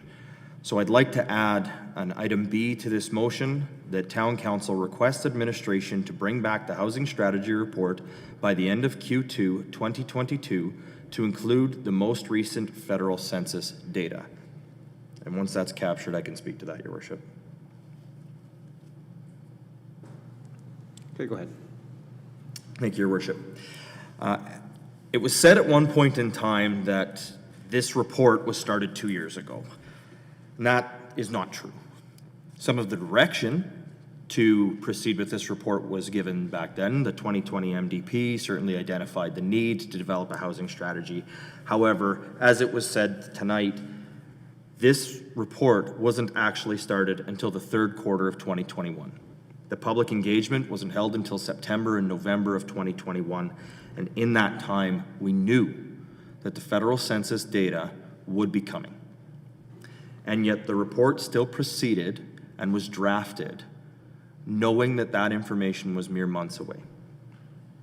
On February 9th, Statistics Canada will release the population counts and dwelling counts for municipalities. And then on April 27th, they will release demographic information on ages and types of dwellings. Those items are incredibly important and play a key role in some of the statistics and some of the recommendations that we are seeing come from this report. As we see in the report, the 2019 projections already show that they were significantly underrepresented. On page 49, it showed the projection was that the town of Stony Plain was to reach 17,434 people by the year 2024. Our 2019 municipal census already put us over that number 5 years prior. 2029, this report projects us to be at 19,773. How close are we to that? Right now, we don't know, but in 16 days, we will. Why that 2029 date is important is because page 51 then shows our projected need by 2029, based on the projected population of 19,773. If our population in 16 days comes out somewhere in the round of 19,500, even 19,000, those needs of 2029 are actually the needs of today, not 7 years from now. They are the needs of today. We also know that since the time that these last reports were developed, we have taken steps, we have taken measures. And in this short period of time, we will start to see the results of those, which will help guide for better decision-making moving forward. It's a short-term wait, and what I feel is a small ask from administration on something that I think is going to provide us with a huge impact and high value for responsible and appropriate decision-making moving forward with our housing strategy, particularly into what actions may be included in the 2023 corporate plan coming up this November. The CAO mentioned it. This is a challenging file. Housing is an incredibly challenging file. But why wouldn't we endeavor to do our best by making sure that we are capturing and using the most recent data and the most recent statistics to shape this plan? So I think it's incredibly important that administration take the time to review the information that's going to come out within the next several weeks and bring this back to council with a lead sheet or report or amendment, whatever they see fit and justified, to show what the differences are and how that may impact moving forward with this housing strategy, particularly into the implementation strategy.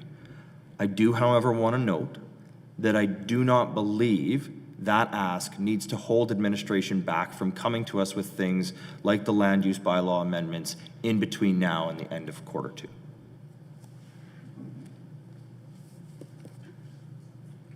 Okay, thank you. So that's the amendment.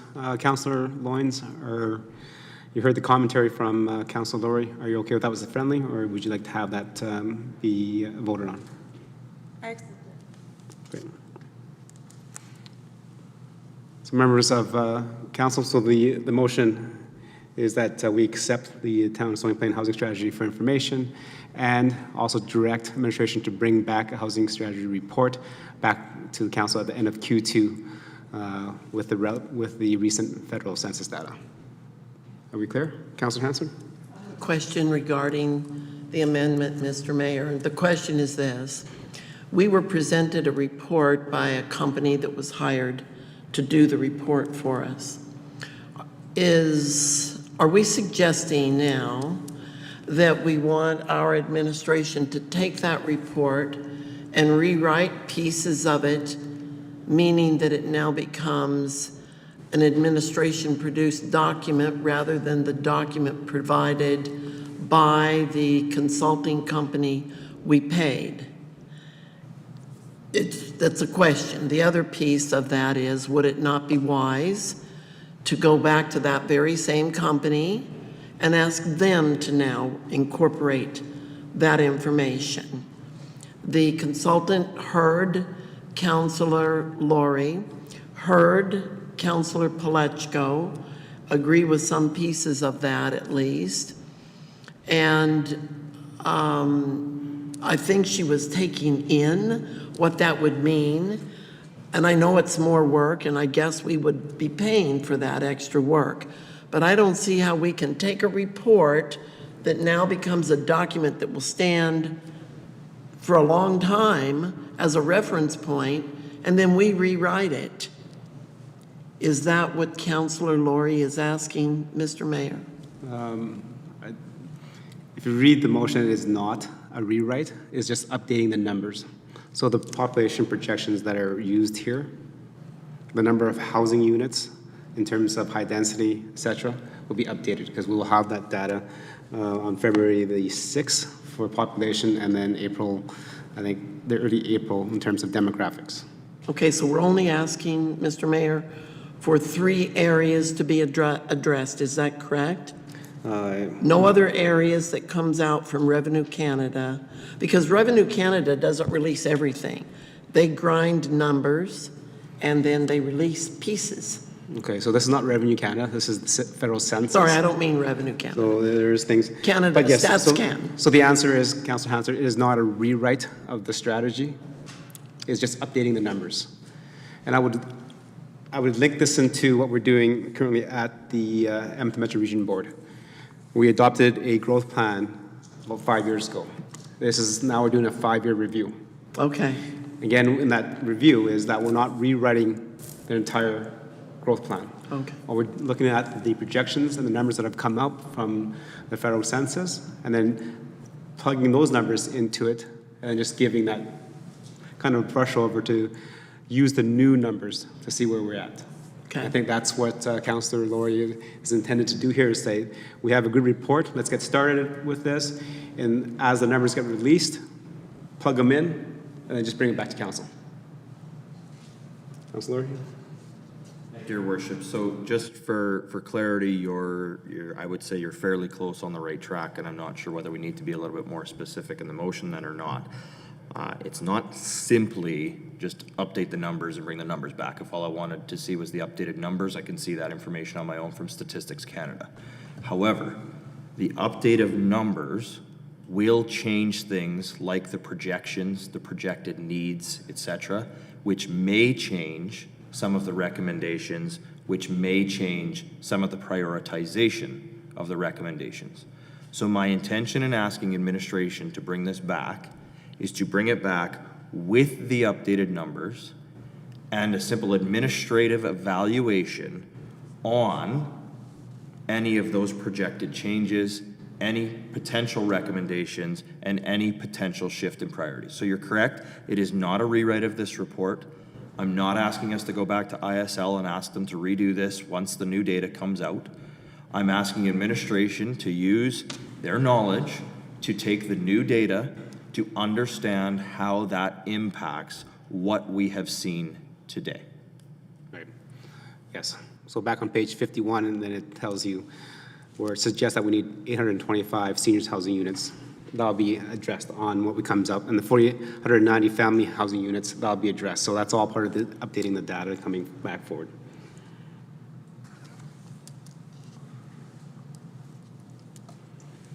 Okay, any other questions?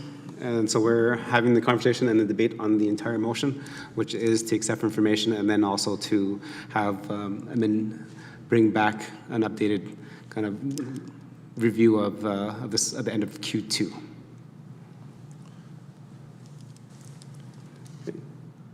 You want to say?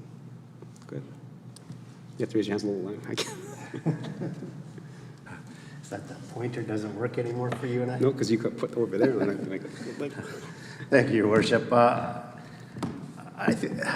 want to speak a little bit to what Councillor Laurie is talking about. I think it's very important. When I read through this report, knowing that we're that close to having some data that can help us to define what it is in the current state that it is today, rather than using 5-year-old data or 4-year-old data, I think is really good. So unless I can hear otherwise from other councillors why we shouldn't support something that is current to date, I think this is a good way to have that supported, was by allowing this to proceed as an amendment. So I think it's really good to hear that. I support this, and like I say, unless I hear something different that would change my mind, I think it's a good way of moving this housing strategy to a current status.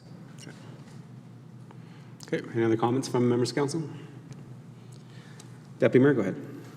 Thank you, Your Worship, and just to change gears a little bit on everyone, I just want to express support for this strategy.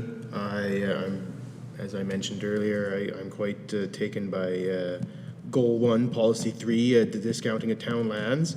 As Councillor Hansard has mentioned, there can be a little trickiness to it, but I do think that incentivizing the private developers to fill some of that gap, I think, is probably the most practical way that this community can begin to address some of those needs. As well, I'm also pleased to see that the strategy also addresses Indigenous housing. As a growing population in this community, I think there's much upside and lots of potential for this community to embrace that demographic. So I'm pleased to see that as well. But having said that, I am also very interested to have seen or get our CAO's take on this amendment.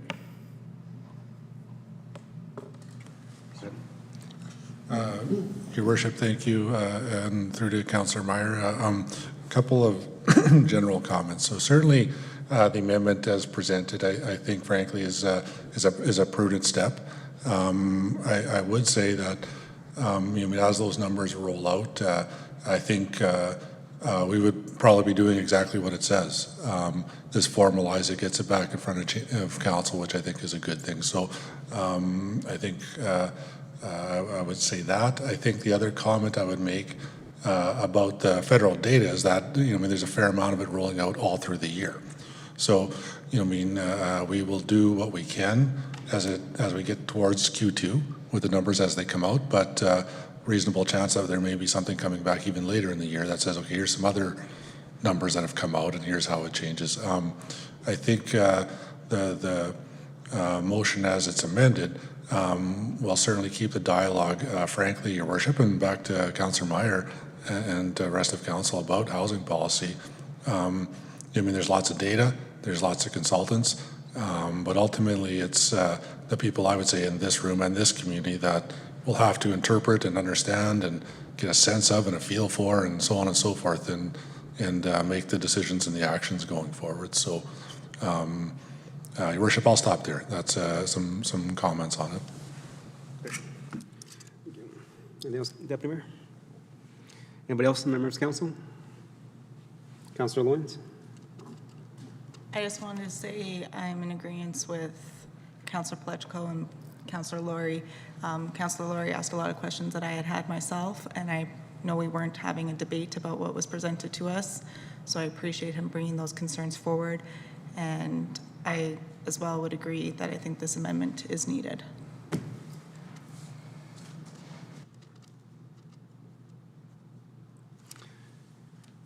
Councillor Laurie? Thank you, Your Worship. Switching gears, I'd just like to call attention to page 34 of our package, which is kind of one of the first pages of the report. What it has on it is a land acknowledgement, which I do think is an incredibly positive step. Where I have a little bit of a concern is that this is a Town of Stony Plain report, a Town of Stony Plain document. We have this great land acknowledgement here, and yet the Town of Stony Plain and the Council of the Town of Stony Plain has yet to actually officially adopt a land acknowledgement statement. When you look through surrounding communities, surrounding boards, committees, etc., many of them have one, and the reason for that is being that it is something that is included in the Truth and Reconciliation Committee's call to action on an item that a municipal government can actually action from that report. Now, I know where this came from. This came from our previous FCSS department, which was an arm's length organization in the Town of Stony Plain, and now that they have come under the umbrella of the Town of Stony Plain as an internal department, this land acknowledgement is being used, which is great. It is an absolutely fantastic step as we continue down our path of reconciliation with our Indigenous partners. However, it does call to light that the Town of Stony Plain does not have an officially adopted land acknowledgement statement to be used in our meetings, in our reports, and moving forward. So I think it's very important that that is noted and that that is worked on and that something is brought back to Town of Stony Plain Council to officially and formally adopt so that when we are putting it out in reports, we have a consistent message throughout all of the town's documentation and throughout any and all of our meetings, council meetings, committee meetings, etc.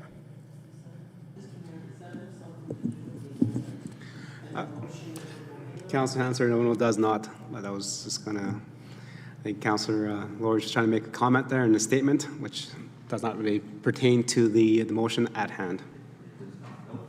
Where once the vote's made, our comments and everything are closed. So as you said, this is an opportunity for that, and I wanted to recognize that before we went to a vote. And then to inform council, the town of Stony Plain does have a land acknowledgement that the council did pass. We do fly the treaty flag behind us. We also fly the treaty flag out front of council town office. We've also had the ability to write the land acknowledgement into speeches and kind of public displaying areas. We take that out when other groups that are presenting have already said that, because saying the same thing 15 times with no action does nothing for the Indigenous people that we're trying to acknowledge.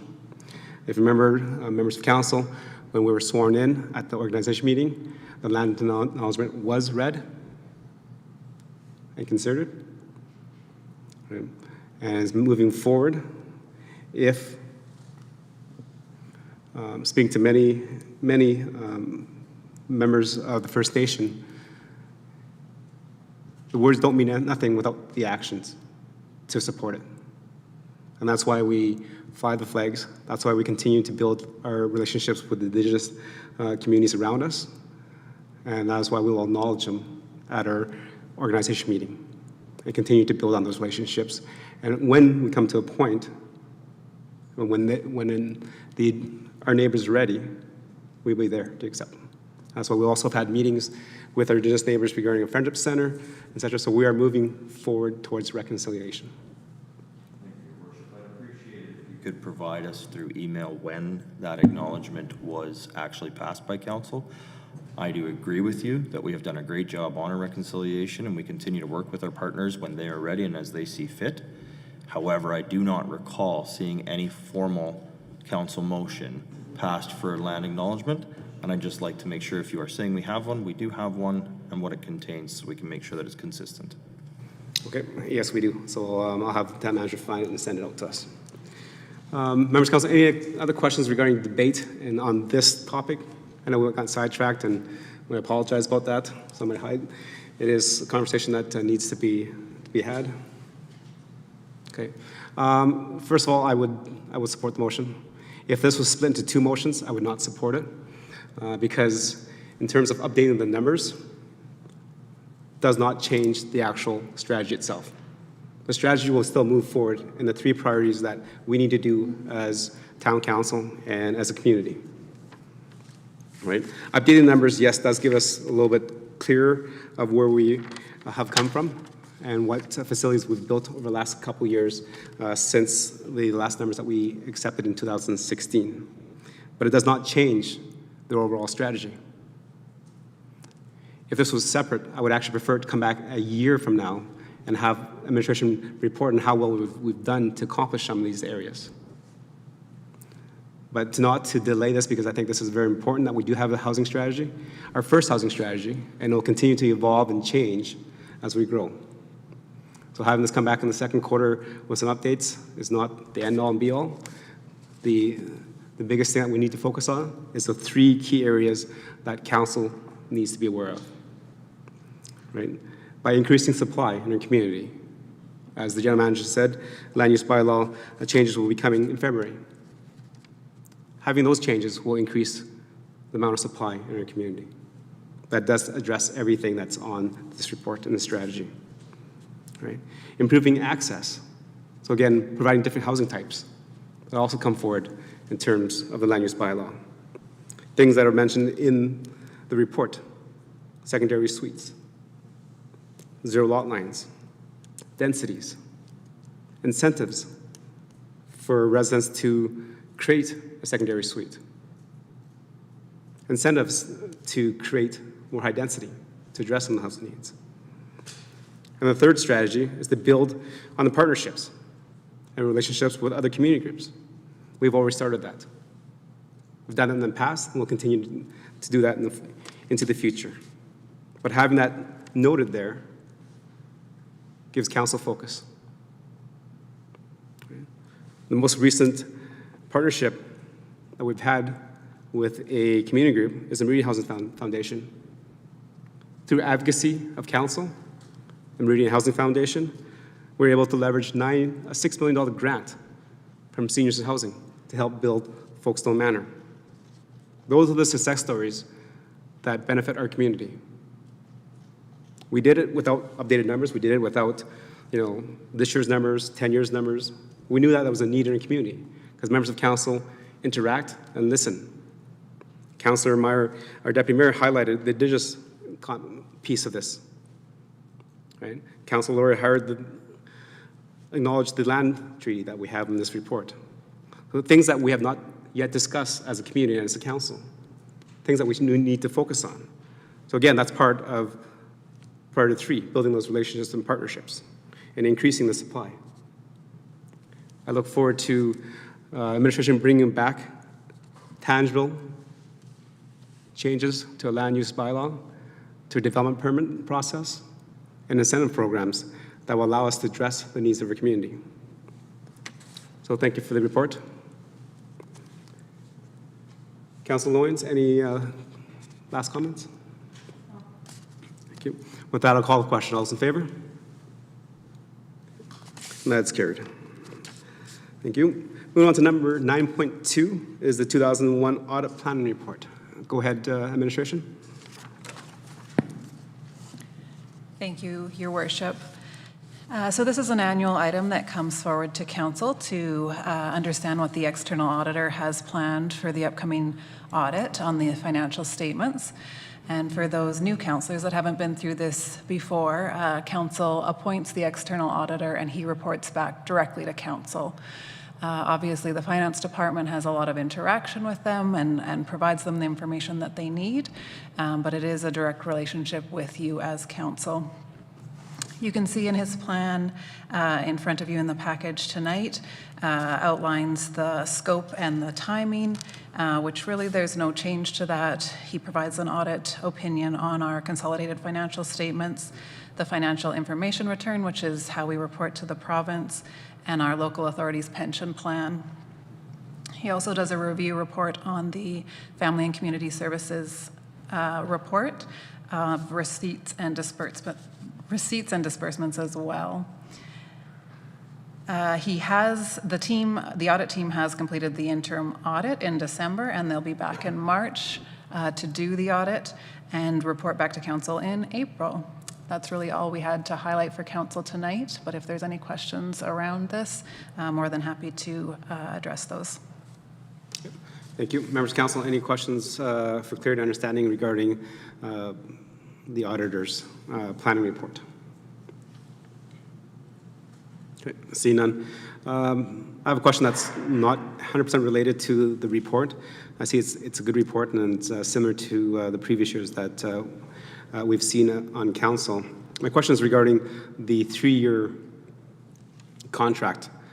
Currently, this is the last year for 2021, so this is the audit year for 2021. So going forward to the next year, which is the current year we're in, year 2022, when does Council get to consider a request for proposal or going forward, or are we satisfied with the current auditors and we'll just extend the contract? How does that work? Because 2021 is the last year for this contract. Thank you, Your Worship, for the question. We would bring back a report after this audit gets reported, so likely May, June timing for Council to make that decision. Likely, we've had a good relationship with this auditor, and if that continues, would likely recommend an extension on this contract, just with the focus on the system project, the ERP system implementation over the next 2 years that Council has approved. There may be some justification as to keeping the auditors stable over that time, but we'll review over the next few months and bring a recommendation for Council, and you'll appoint at that time for 2022. Thank you. Councilor, with the motion, please. Thank you, Your Worship. I'll move that Town Council accept the 2021 External Financial Audit Planning Report for information. Okay. Members of Council, any debate on the motion to accept for information? See none, call the questions. All in favor? Okay, that is carried. Moving on to 9.3 is the corporate plan update, Q4. Go ahead, Administration.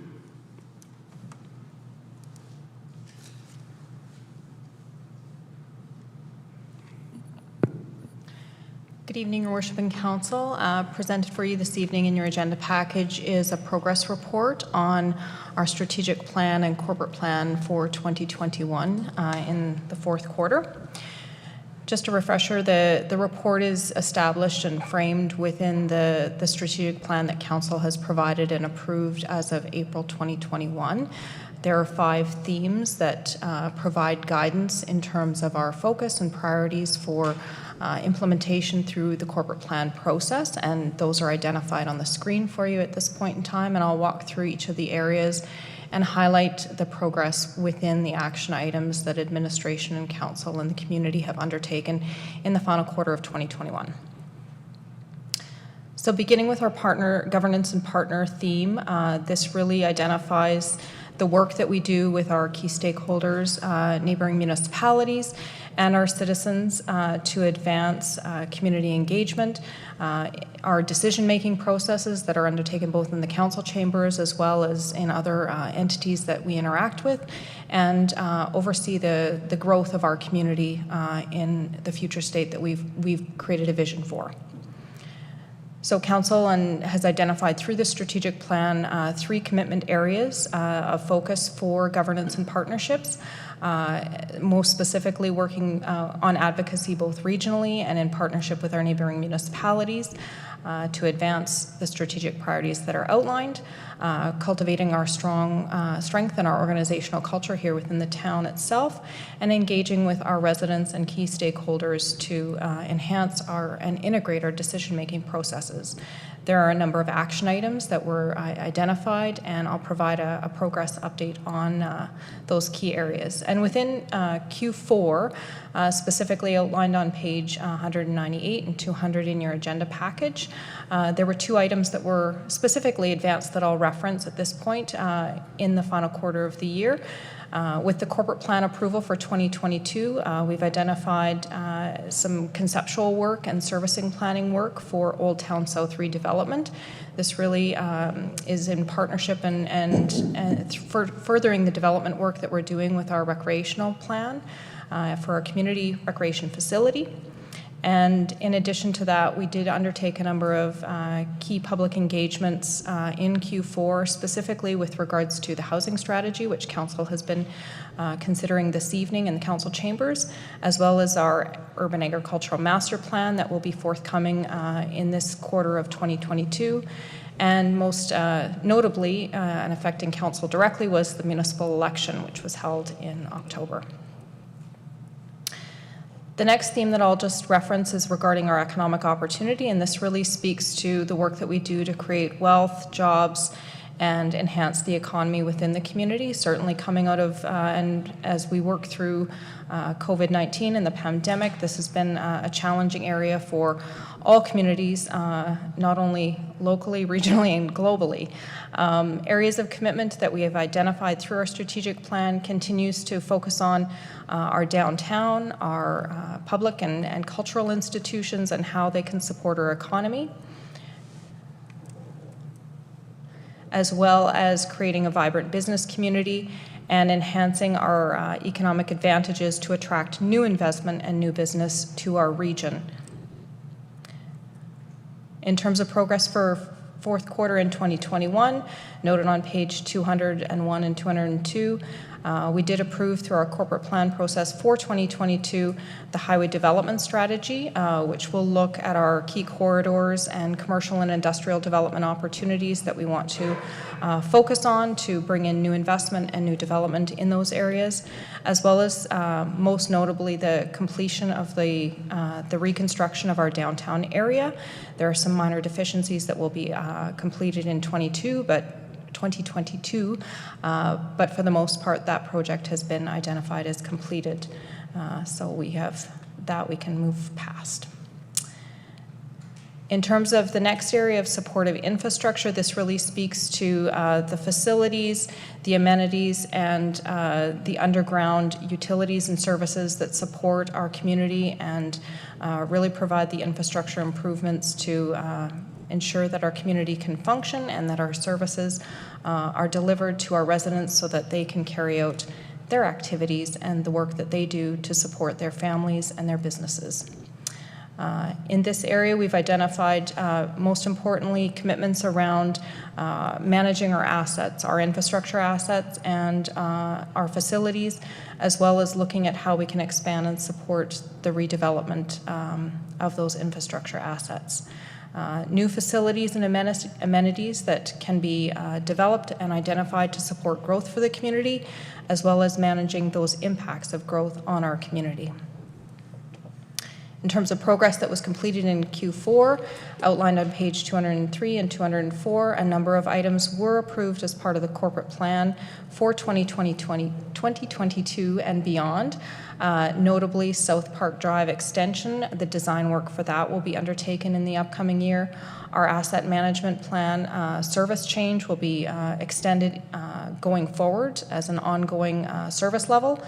And the implementation of the broadband strategy, which will be a two-phased project undertaken to assess gaps and look for opportunities to address digital infrastructure for our community, as well as related to our facilities, the work that will be done to prepare for construction of our community recreation facility in 2023 and 2024, and prepare that for operation. And finally, the construction of our cemetery, our proposed cemetery that will be looked at for 2024. Under the community development theme, this area of focus really talks about the supportive infrastructure as well as the interactions that we have to enhance both connections as well as animate those areas of our community or those infrastructure pieces in our community, bring people together, enhance the social development aspects of our community, which are so important to the community spirit and the vibrancy that is Stony Plain. The commitments that we've made under this area really speak strongly to engagement with our key stakeholders, institutions that support the work that we do in this area. Much of that is strongly aligned with their strategic plans and their service delivery. Developing the cultural aspects of our community and enhancing the safety and protection of our community for our residents and businesses. The progress completed in Q4 in this area, outlined on page 205 to 207, identified the approval within the corporate plan for the completion of a public art strategy. And as well, there are a number of key programs under the civic engagement, neighborhood development, and leadership area that have been ongoing and updated, and noted ongoing implementation for the Together We Shine initiative to enhance community inclusion. Under our environmental responsibility theme, which really speaks to how we protect and support the impact that we create on our natural environment within the community. The areas of commitment that Council and the town has made to this area is really to look at our regional waste, organics, and recycling facilities through managing our impact on our environment, as well as focusing on our environmental sustainability in terms of our future impacts that we may create. So in this area, there were no specific updates in Q4 in terms of progress, but just noted that that still is an ongoing theme of importance within our strategic plan. And my final note to the report this evening is just noting going forward that the strategic plan for 2022 to 2025 will be updated and presented to Council in Q1, probably mid-March, and that the ongoing implementation of our corporate plan for 2022 will be underway, and that we will provide a progress report on that quarterly as we have in the past, and that the next Q1 2022 report will be conducted in April. Those are my comments to the report, Your Worship, and I know that we'd be happy to answer any questions if Council has any. Thank you. Okay, thank you for the presentation and the update of what happened in Q4 of 2021. And it seems like so far away because it's already the end of January. It's amazing. Members of Council, any questions for clear understanding of the presentation? Deputy Mayor, go ahead. Thank you, Your Worship. And just turning to page 207 of 220, under Community Development, Enhanced Civic Engagement Opportunities through Volunteerism, Neighborhood Development, and Leadership Opportunities. I do remember sitting on the task force with you. But then I look in the update. We also ran our first Neighbor Day in person again this past year. I don't see that up there as well. I do also remember there was plans to train some community residents and bring them sort of up to snuff and sort of have them out there championing some of the things the town does. I'm just curious where that is. Thank you. Your worship, through to Councillor Meyer, the number of initiatives that have been undertaken in that area is significant. And so what you're seeing in the report this evening is just the progress within the fourth quarter, which is October to December.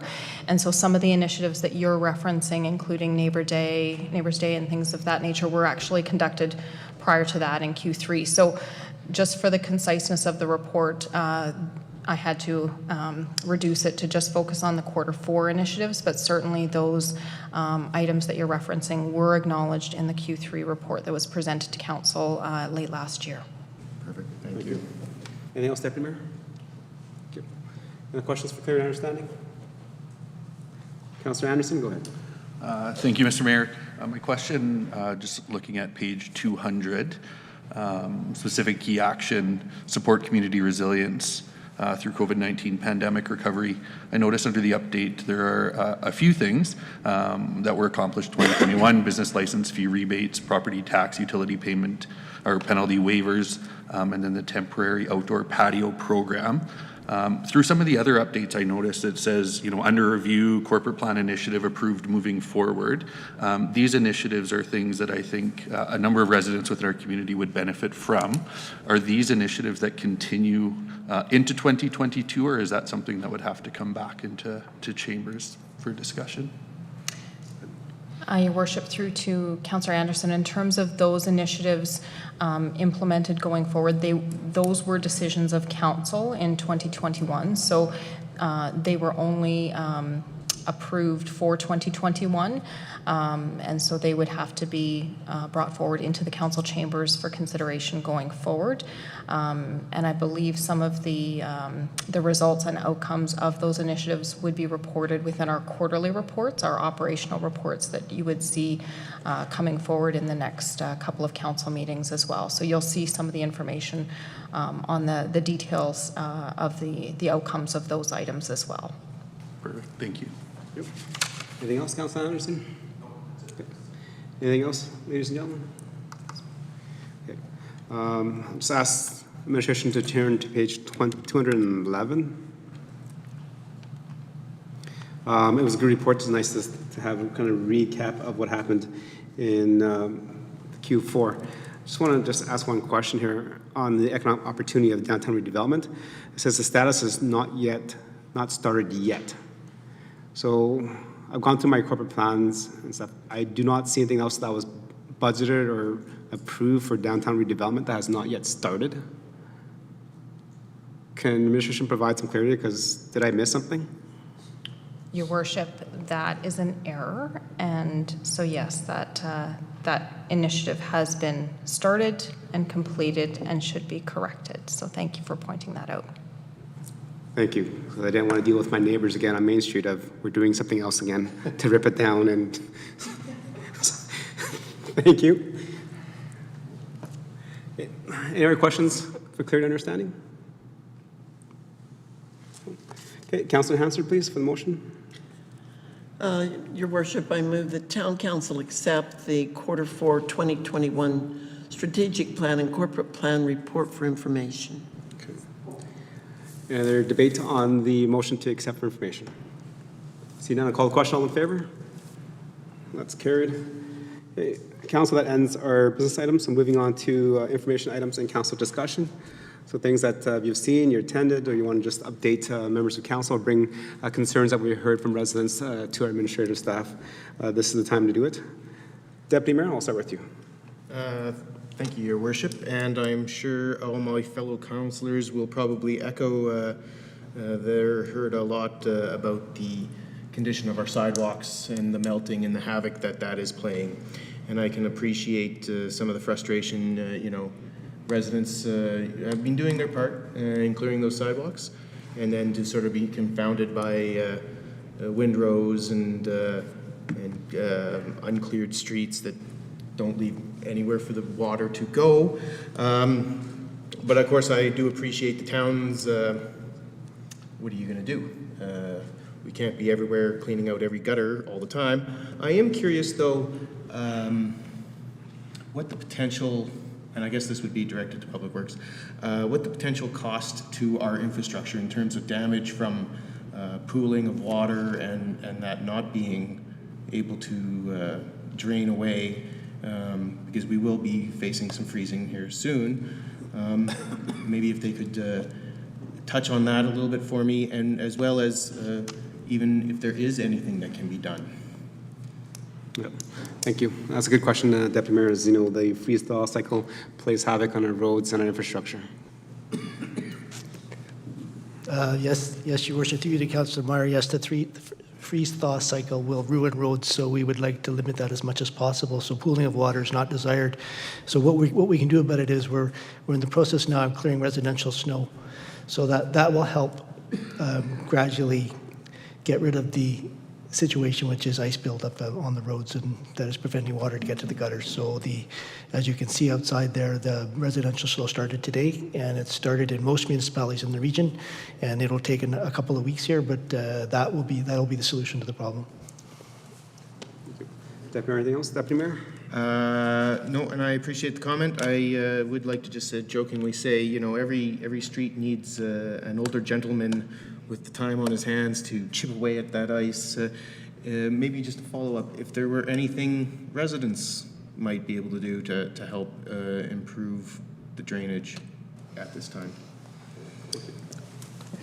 Your Worship, through you to Councillor Meyer again, what residents can do is remove snow or to help clear channelways as best they can with the limited equipment tools they have at hand, and we will get to them.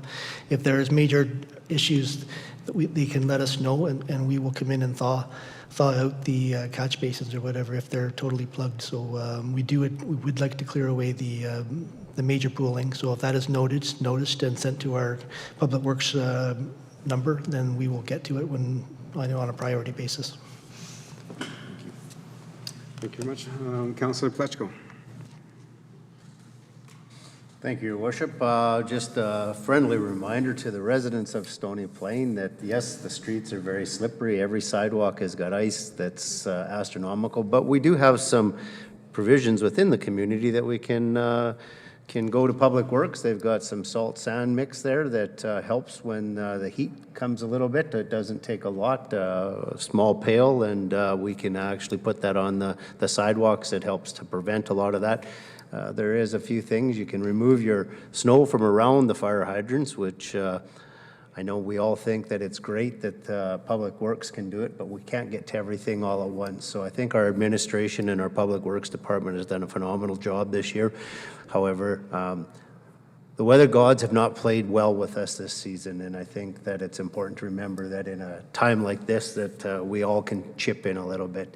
Another thing that you can always do is find the drain that's on your street, and that's usually pretty easy because that's where the water will pool the biggest, and quite often with the water it makes it a little easier with your ice pick to pick through that and be able to actually open the drain a tiny bit. If you can't get it, I think our general manager made a good point that we'll call Public Works and they can come down and unthaw that. So I think our community has done a really good job with a lot of the things, and with the trying times that there is out there, we see it in all communities. I travel to some other communities and I see it on every street that I go into. So if everybody can be a tiny bit patient, I think we'll get through it. And I think that's where I'll leave it this evening. I think everybody have a great evening tonight. Thank you, Councillor Plechko. Councillor Loyens, please. Nothing that hasn't already been stated. Thank you very much, Mayor. Thank you. Councillor Hansard. Your Worship, I don't have anything really to add this evening. Thank you. Councillor Anderson. Thank you, Mr. Mayor. Just a couple of things very quickly. I came across an article here just over a week ago from the government of Alberta speaking to the market rates that they provide to municipalities for capital projects.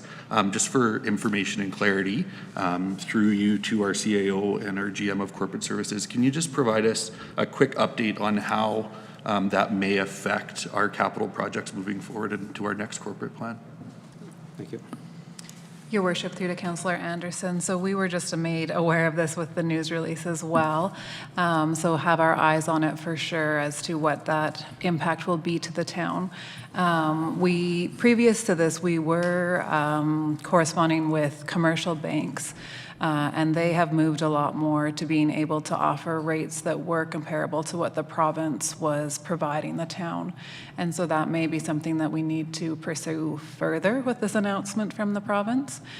We do have one debenture scheduled for the upcoming year in 2022, but it's relatively small, so not huge impact this year, but we'll definitely have it on our radar to understand that into the future, and it's a good one for council to be aware of as well, of what's coming, and we'll keep you updated as we figure it out a little bit more and dig into it a little bit more.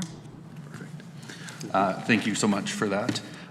Just really quick kudos to GM of Protective Services. I've heard from a number of residents, who loved the fireworks. A little disappointed that we couldn't do more, but they got out with their family and really enjoyed watching that over New Year's. And then I just want to bring awareness to something that's coming up this week on Wednesday, and that's the Bell Let's Talk campaign. And so if you're not familiar, that brings awareness to the importance of positive mental health and well-being, and they work to fight the stigma around mental health. Any text or call made on the Bell Network on that day will lead to a donation to research and support programs in support of positive mental health.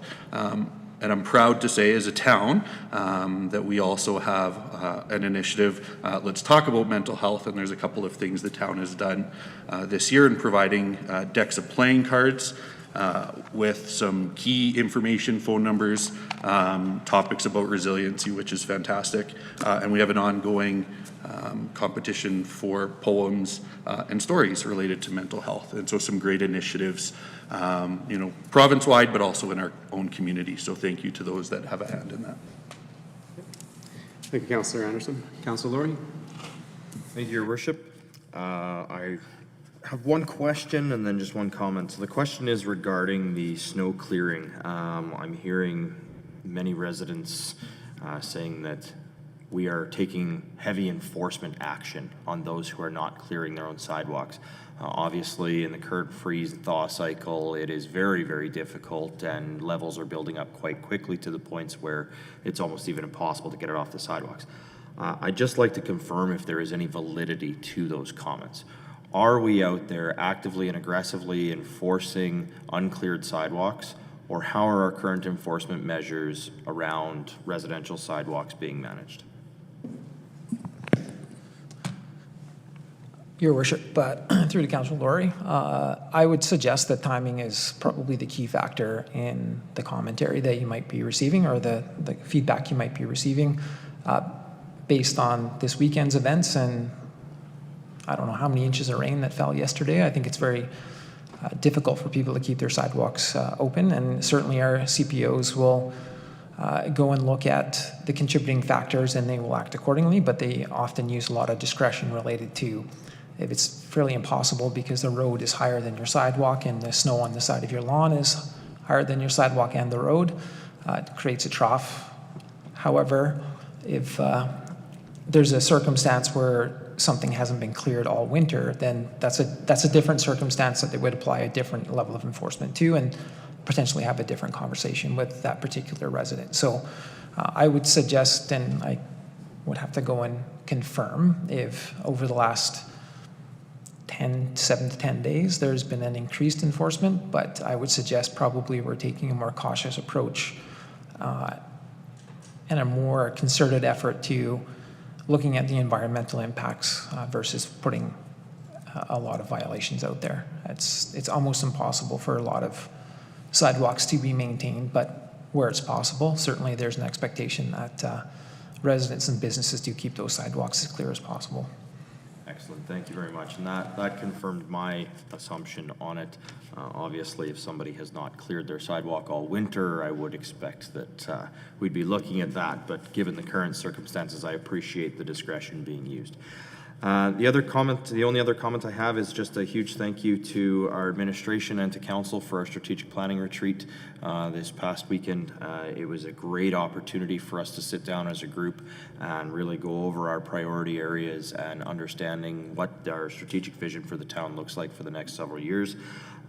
It was a great opportunity. I look forward to seeing that work come to fruition here over the coming weeks and months as we work to tailor down the discussions. But I thought it was incredibly positive discussions that came out of that, and there were some great differing views and opinions from all of our members of council that I believe will come together to a very wholesome plan that will be providing the best direction for the town of Stony Plain. So again, a huge appreciation to our administration for putting that on, and to our council for your participation. Thank you, Councilor Laurie. And just want to echo a couple things here in terms of the freeze-thaw cycle that we've been experiencing this winter, which is I don't know, unheard of in terms of the weather fluctuations over a couple of days. But again, as mentioned by Deputy Mayor and Councillor Fletchko, if you have the ability to and you're able to, please clear the drains. That does help the water go. And if you cannot, please contact Public Works. They do have a couple crews running out there to thaw out the drains to allow the water to not pool and to actually go into the system. And we definitely appreciate that. This is something that usually our staff do the end of March, beginning of April, usually not in the middle of January. In terms of mental health, thank you for Councilor Anderson for bringing that forward. I know if you have the ability to have social media, please text and tweet Bell Let's Talk. I think it generates 5 cents for every comment, retweet towards mental health initiatives and programs. But mental health is not just a one-day thing. It's a yearly thing that we all need to be very kind of aware of. A lot of us deal with mental health in different ways. A lot of us mask it and try to hide it. Some of us are not good at talking about emotions and stuff. So just be there to listen. I think that's one of the best key advices there, is just to always ask how somebody's doing. And sometimes they'll open up and sometimes they won't. But if you don't ask that question, there's never that opportunity to check on and how your council member is doing, how your family is doing, and how your staff are doing. So again, mental health does matter, and it matters especially in time, the last 2 years with the pandemic and the things that we've have to have gone through the last 2 years. Okay. Another thing is on the 27th is the Chamber Business Awards. This is the first time that the awards will be happening in person over the last 2 years. So members of our business community will be recognized for the achievements they've done over the last couple of years, and definitely has been trying for the last couple of years. Lastly is February 3rd is the Alberta Provincial Police engagement. I believe a few councillors have already signed up for that. It is only open for members of council and organizations that are directly related to policing, so such as victim services. I think we have the community policing. That's what you're in, right? Yes. What's the committee that you're on? Okay, CPAC, the Community Policing Association. Yeah, okay, so if you're part of those groups, you are eligible to register and sign up for this. And if you're not, if you have any questions or comments that you would like us to bring forward, definitely send it to us as council, and we'll take the opportunity to ask the provincial government those questions during the engagement of how does that benefit us, service level differences, and kind of the processes of moving forward or not moving forward on an APP. With that, thank you, administration, for the work, and members of council for reading your agenda packages and coming forward for conversation and debate. With that, we're adjourned.